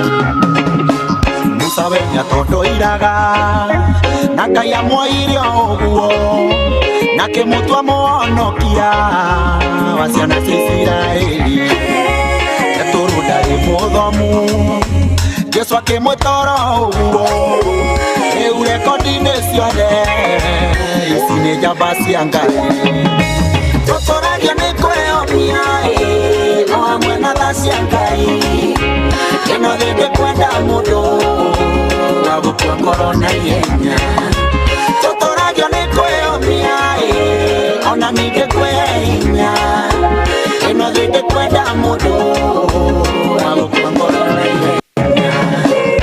Yeah, Ristimama hapa kama kawa, si unajua, chilling with DJ Gabu. DJ Gabu the teacher, teach them teacher. I'll see you.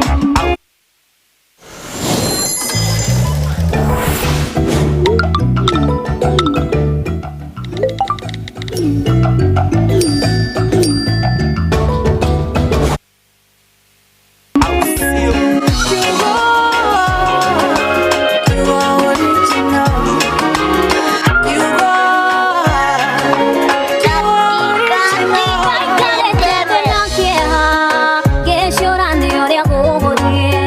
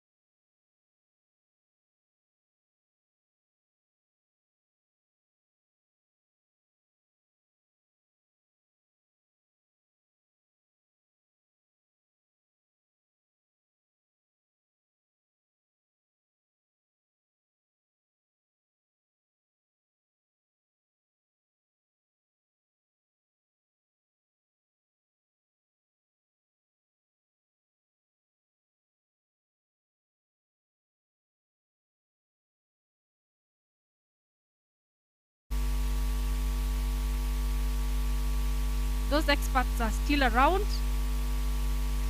And that is why we want to take this moment for a panel discussion. Anyone who has any questions, anything you want us to do, this is your time. And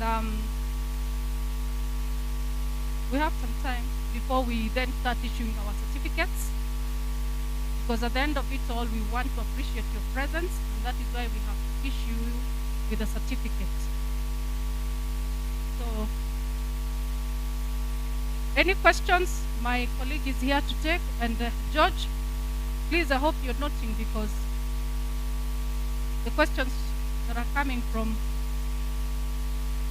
Any questions, please? the audience, you need to capture it so that we're able to summarize and respond to them within the shortest time possible.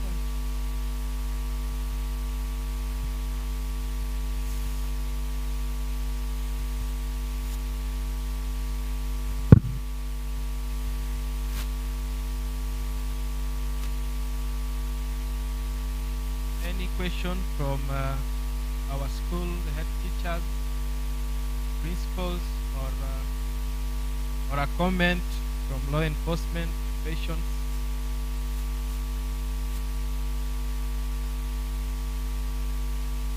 Mko sawa? Ama niulize maswali venye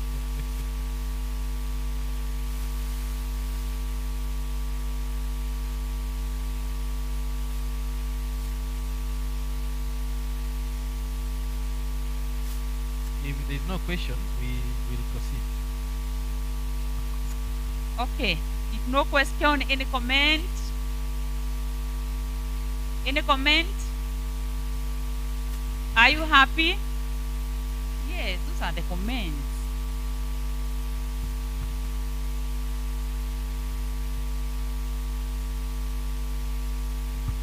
Thank you. I have one question. And this one goes to security, Madam County Commander. Sometimes we normally have these issues of fire in our institutions. Not all of us, we have access to security. And I would like you to assist us this way. I am not aware the officers, your officers you have here, are they the OCS? The areas where we are, some of us don't even have their contacts. If you could have posted the contacts for us, so that we know the OCS from my area is this, so that I can have quick access when we have such issues, because we need reinforcement of the officers sometimes. Thank you.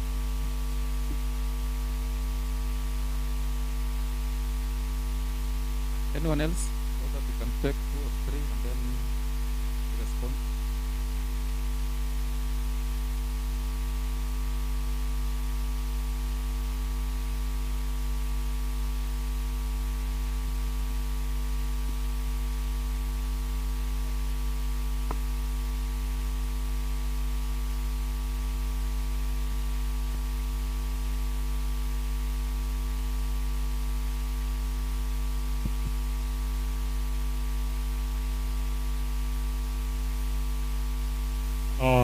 Mine would be want to appreciate the training today. It has been an in-depth and eye-opening, quite informative. Mine would be to request that, because it has happened within quite time-constrained session, is it possible that the slides could be shared with us so that we are able to read and interpret them deeper? Thank you very much.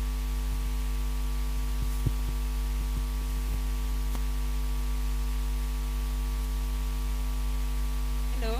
Anyone else? Let me respond to the two. There is the first question about contact for the police officers, the OCSs. Don't you have a relationship with the OCSs, your neighboring OCSs and in charge posts, sincerely? You don't have. You do. Yes. You should not just go to a police station because of a problem. Have good relationship with your OCSs, your in charge post, even in my office. You are welcome at any time. Okay. But for now, I'm going to share the Nakuru Control Hotline. It's important for all of you. It's 24 hours. 0736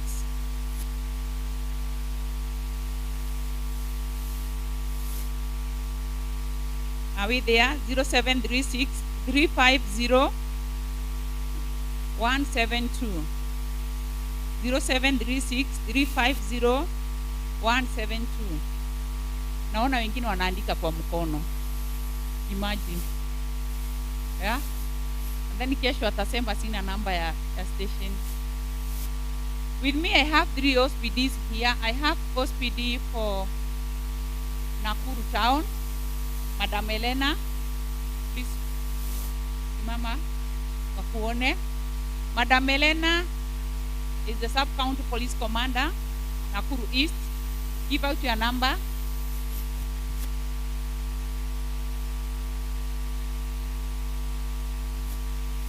Good afternoon. My name's Elena Kabukuro, the sub-county police commander, Nakuru East. Ama Nakuru Town City. My number is 0720 94 3332. I repeat, 0720 94 3332. I also have a deputy called Mr. Naro Phantom. The number is 0722 31 7626. I repeat it again. Mr. Anaro Phantom 0722 71 7626. You are most welcome 24/7 hours. Welcome. We also have OSPD Nakuru North. Nakuru North was highly affected by fire. I think he had 4 schools. That is Moi Forces Academy, Moi Forces, Nesta, Michels, Jomo Kenyatta, and Stafford there. 4. Okay. Your number?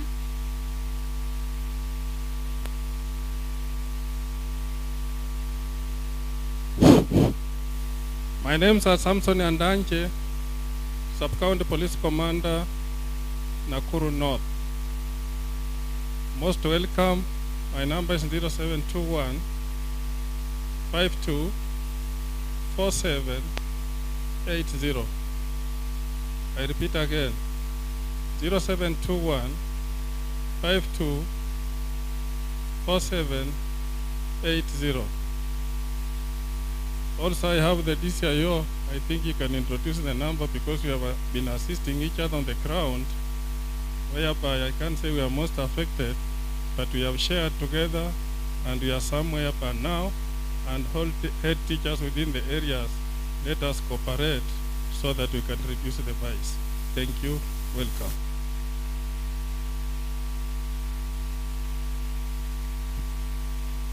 Okay, my name's Wesley Langat. Telephone number 0720 240 494.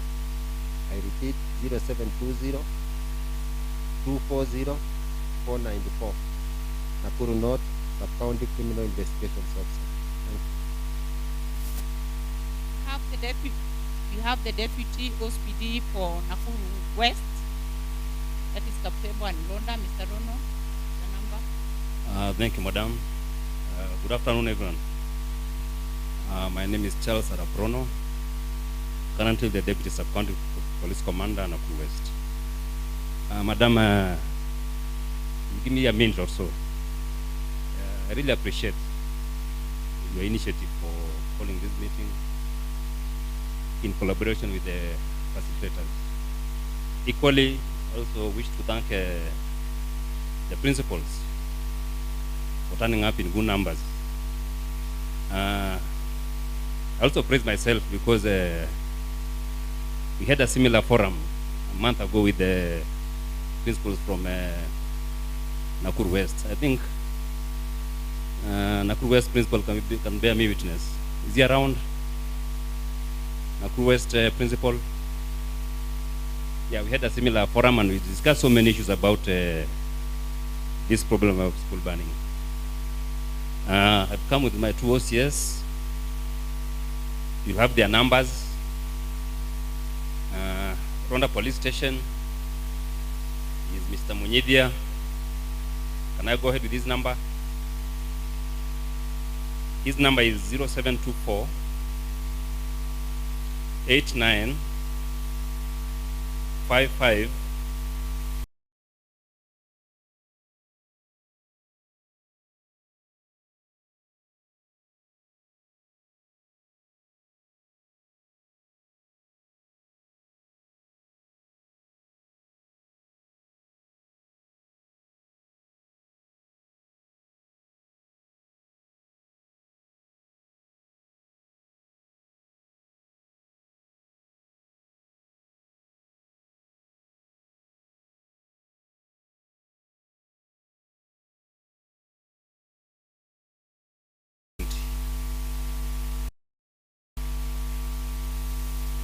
0722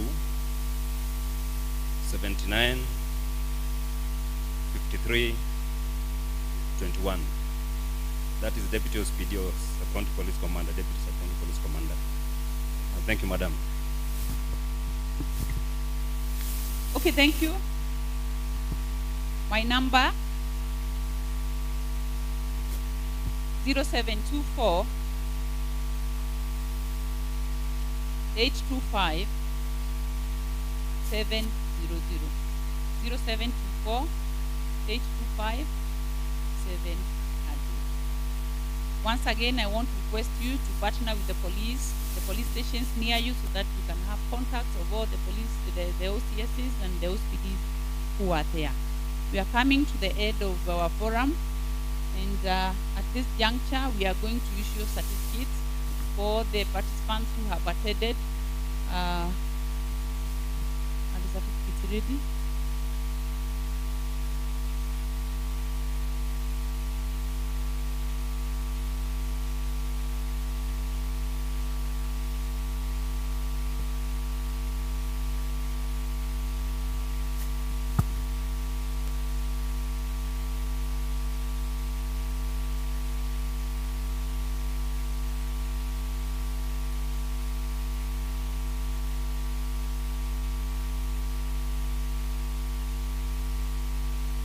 Because we are so many, almost 300, we are just going to do a ceremonial one, just 10 of the certificates and few for the police officers, and then we hand over other certificates to your county director of education. I think that's okay. That is okay with you? Or we call each and every one of you here. All right, 10 for ceremonial and few for the officers, and then we finish up the process. Thank you.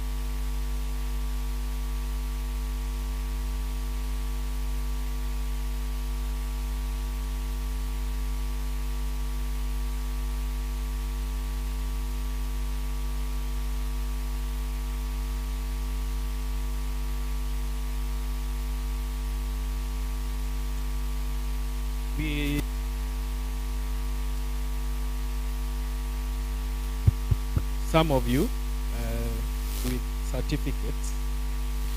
So I'll go straight.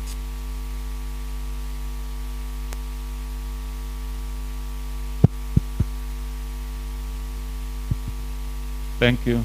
This is what we are going to do. We have certificates for the 268 of you who attended the walimu. Ukiongeza afisa wa polisi, we are close to 300. We want to save on time because we are already late. We will issue ceremoniously about 15 certificates picked randomly, and then the security officers, because there are not very many, will get theirs. The rest will take back to the office, arrange according to sub-counties, hand over to the sub-county directors to bring to you.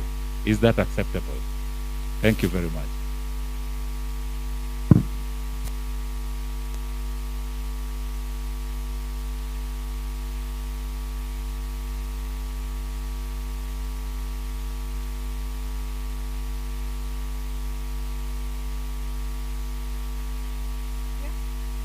Hello? Let me do it from here so that it is easy for Madam to just issue and we save time. Francis G. Njomo, PF number 234081. Karibu sana.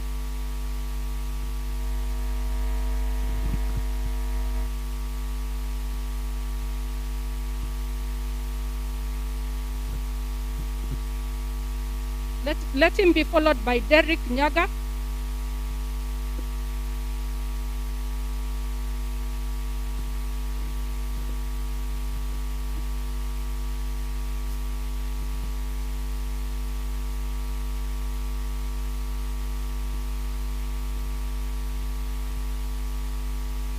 Dominic Munyithia.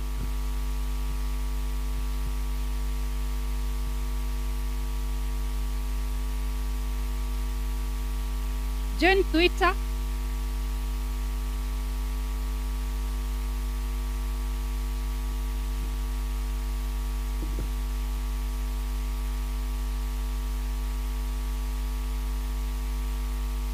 Elena Kabukuru.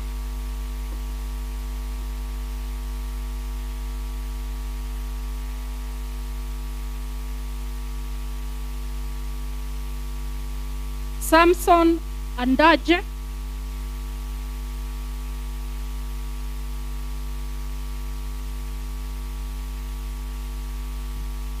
Charles Rono.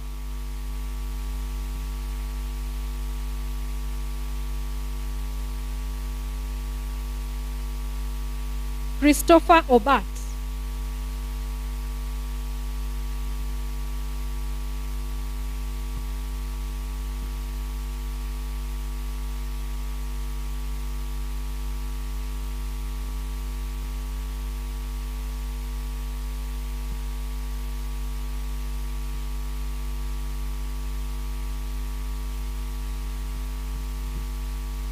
We are very grateful to have you officers with us, and we appreciate your work. And that is why we have taken this time to also appreciate you, because we need you. We need each other. And we have said we will work together as stakeholders. Asanteni sana.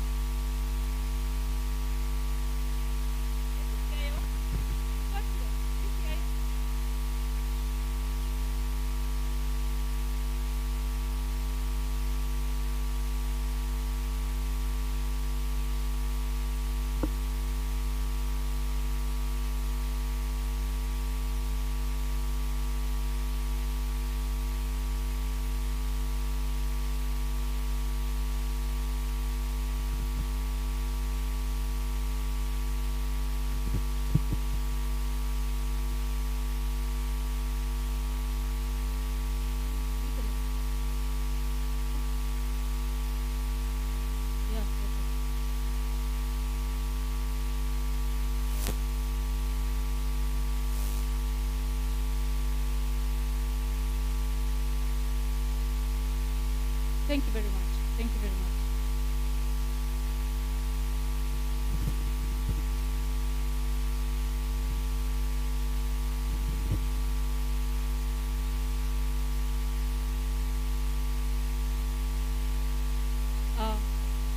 all agree that the host has really given us a warm reception, and he has been with us all through, and we have felt it is just right to appreciate him as one of our principals, as our principal, and to tell him thank you for hosting us, and we will be back again. So we call the principal, Nakuru High School, Mr. Kamau. Kindly. Let's give him a round of applause as he walks in. Shangwe. Shangwe Bwana Principal. Asante sana. Asante sana.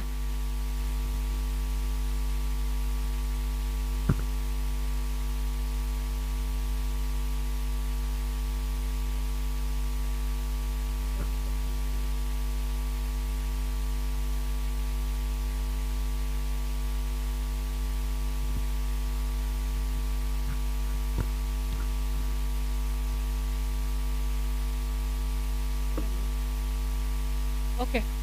Mary W. Wanyoike, please come forward. As you said, we just have to do very little for the ceremonial ones so that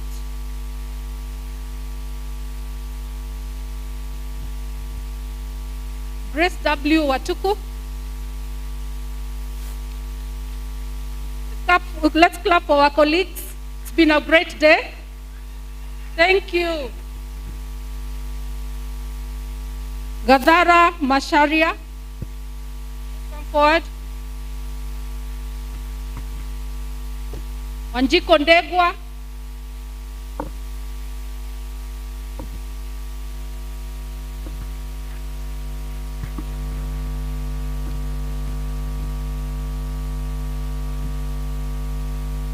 Mengere L. Solomon. Mr. Gadara Masharia is not around.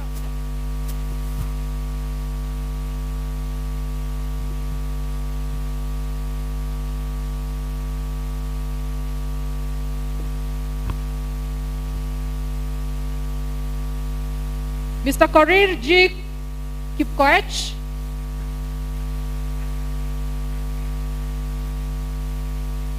Simon Wanyoike. Let's clap for our colleagues.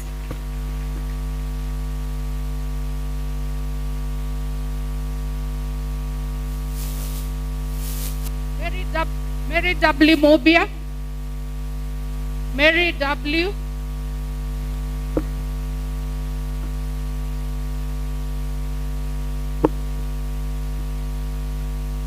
Mary.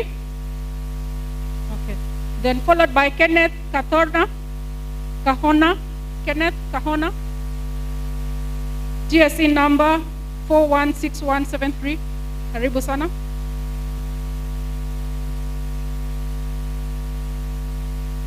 Victor K. Siele. Victor.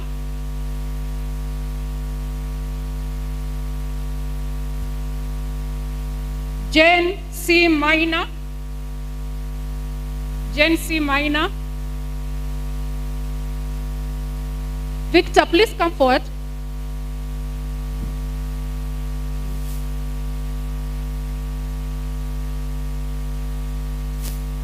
Salome Yaya.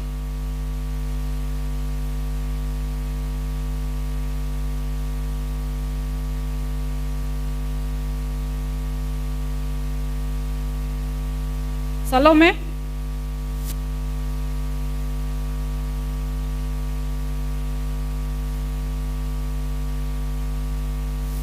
Gatara Masharia.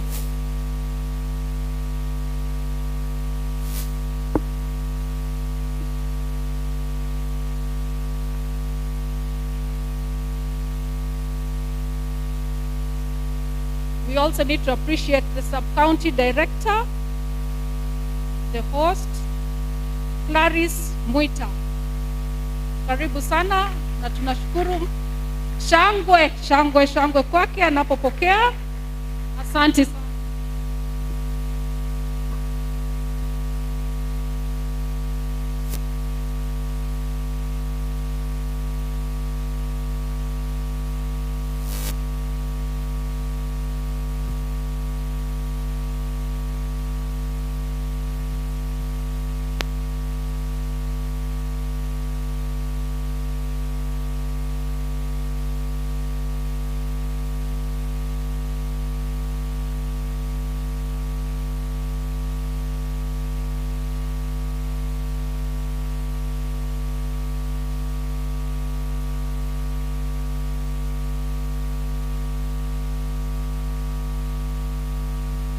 there is a head teacher, I don't know whether it's a head teacher or a principal, niliona kwa crutches, I would like to appreciate him by issuing a certificate.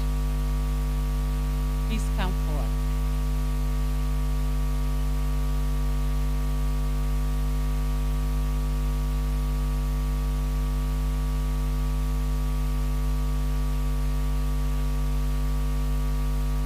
He's not there? Yeah, has just left. It's okay, we appreciate him. Thank you.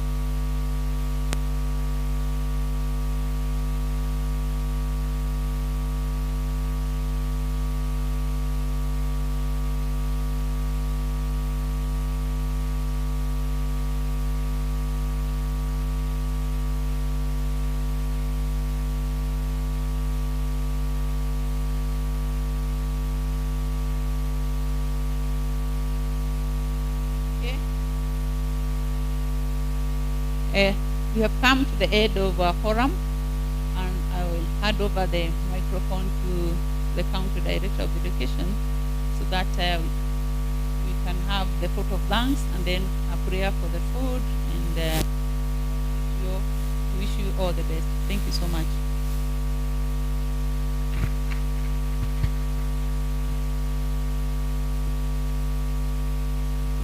Thank you very much, Madam Commander. Ladies and gentlemen, I'm sure we all agree that it's been a fruitful day, but we are coming to an end.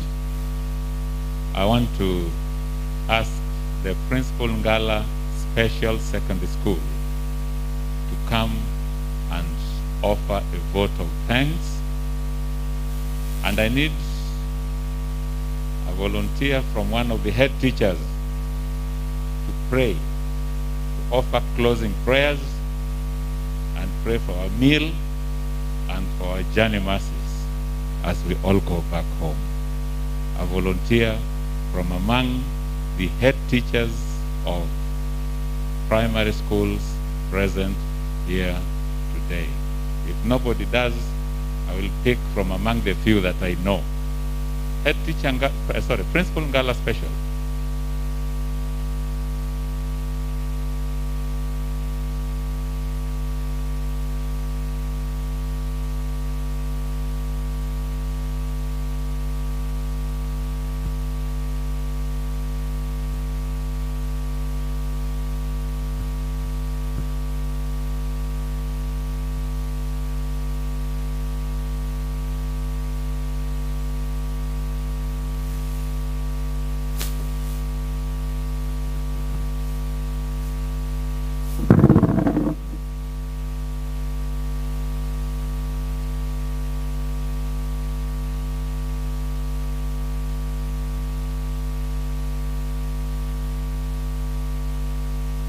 That tells me that we needed an interpreter just in case we have a hearing impaired in the forum. I am a concerned party because if not hearing impaired, we have partial hearing impaired. Thank you, Madam.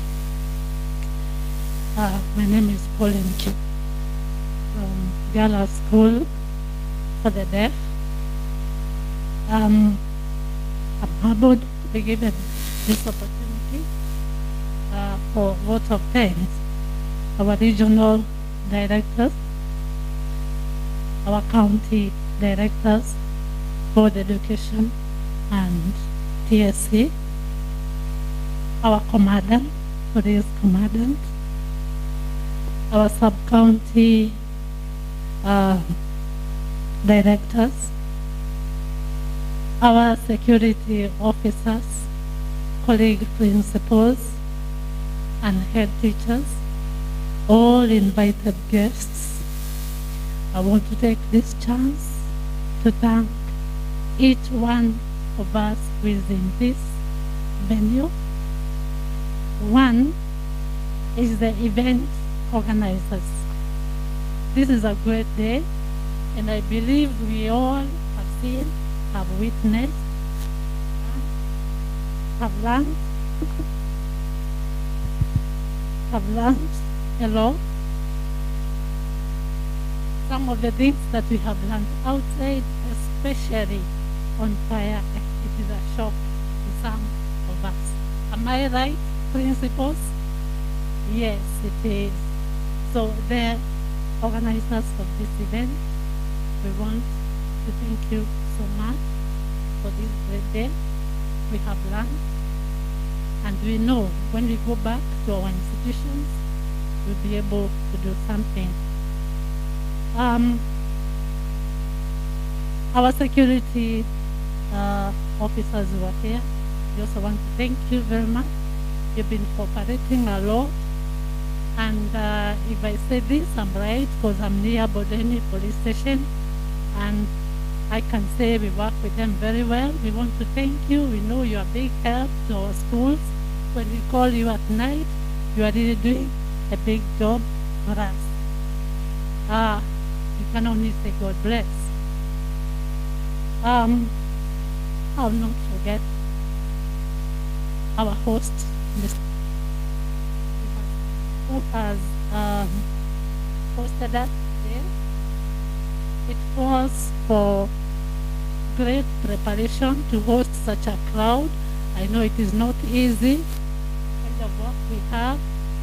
And coming to the end of the term, I know there is a lot of work. Mr. Kamau, we want to thank you. And I can tell you, we have felt at home in this venue.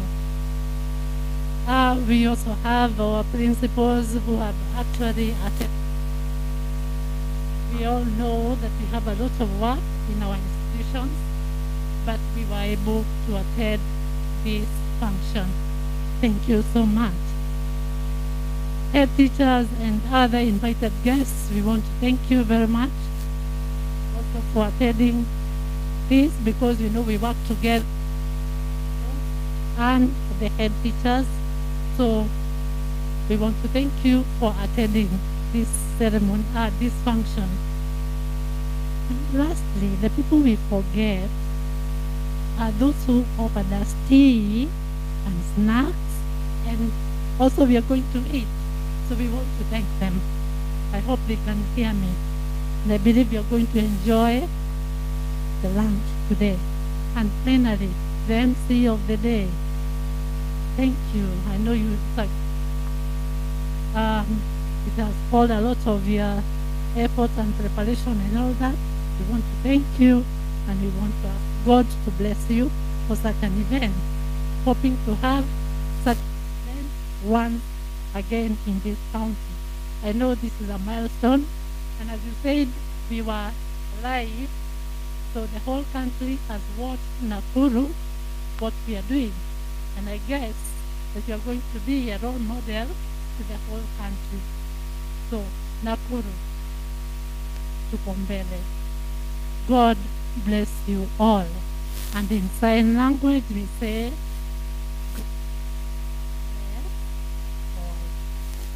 God bless so much.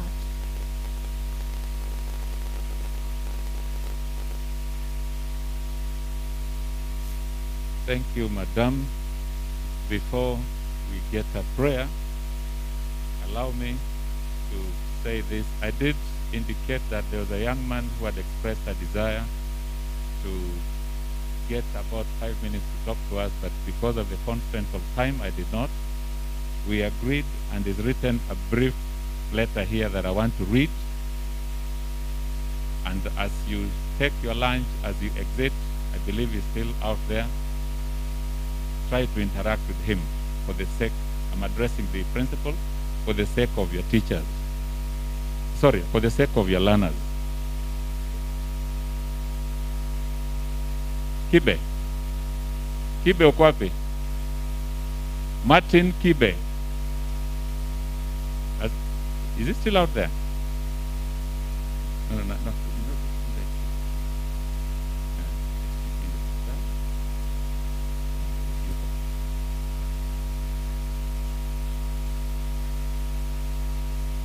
Yes. This young man has a small body, but with very big ideas. I think you need to hear him. kuja hivi. An author of 4 books at the age of 26.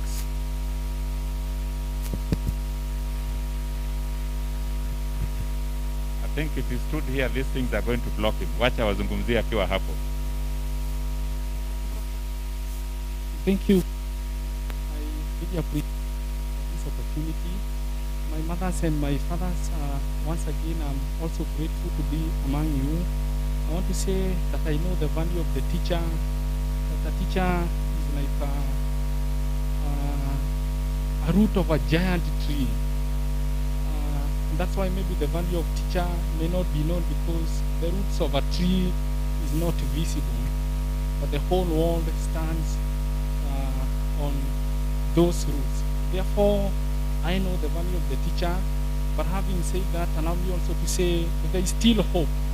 I know our community have very few people who are talking about hope, but I may not talk much about that, but allow me to say there is hope because Martin has grown up in the children's home, but again I've been able to educate myself in college and in the university.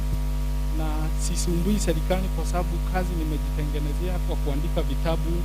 Through the books I have been able to educate myself in the university, and I'm here asking for an opportunity, my dear fathers and mothers, to give me an opportunity to speak hope to your students. When I interact with them, I will help them to break the limitations. The family background, I met with my father nikiwa, and he told me the only thing he has for me is blessing. Na akachukua mikono yangu na akatemea mate, but that was perhaps what I needed. But I thank God, if he knew I'm standing here today, he would come up to here. Also, there's one of the books are called The Sex That Kills. I think is one of the books that are carrying the day. The issue of teen pregnancy came last year. I know I am the youngest, I am the least to write about that subject, but I said my seat will not be burned down when I am seated. Let me be given an opportunity to do all I can do, even if it was maybe massive criticism, well and good, because that's all I could be able to do.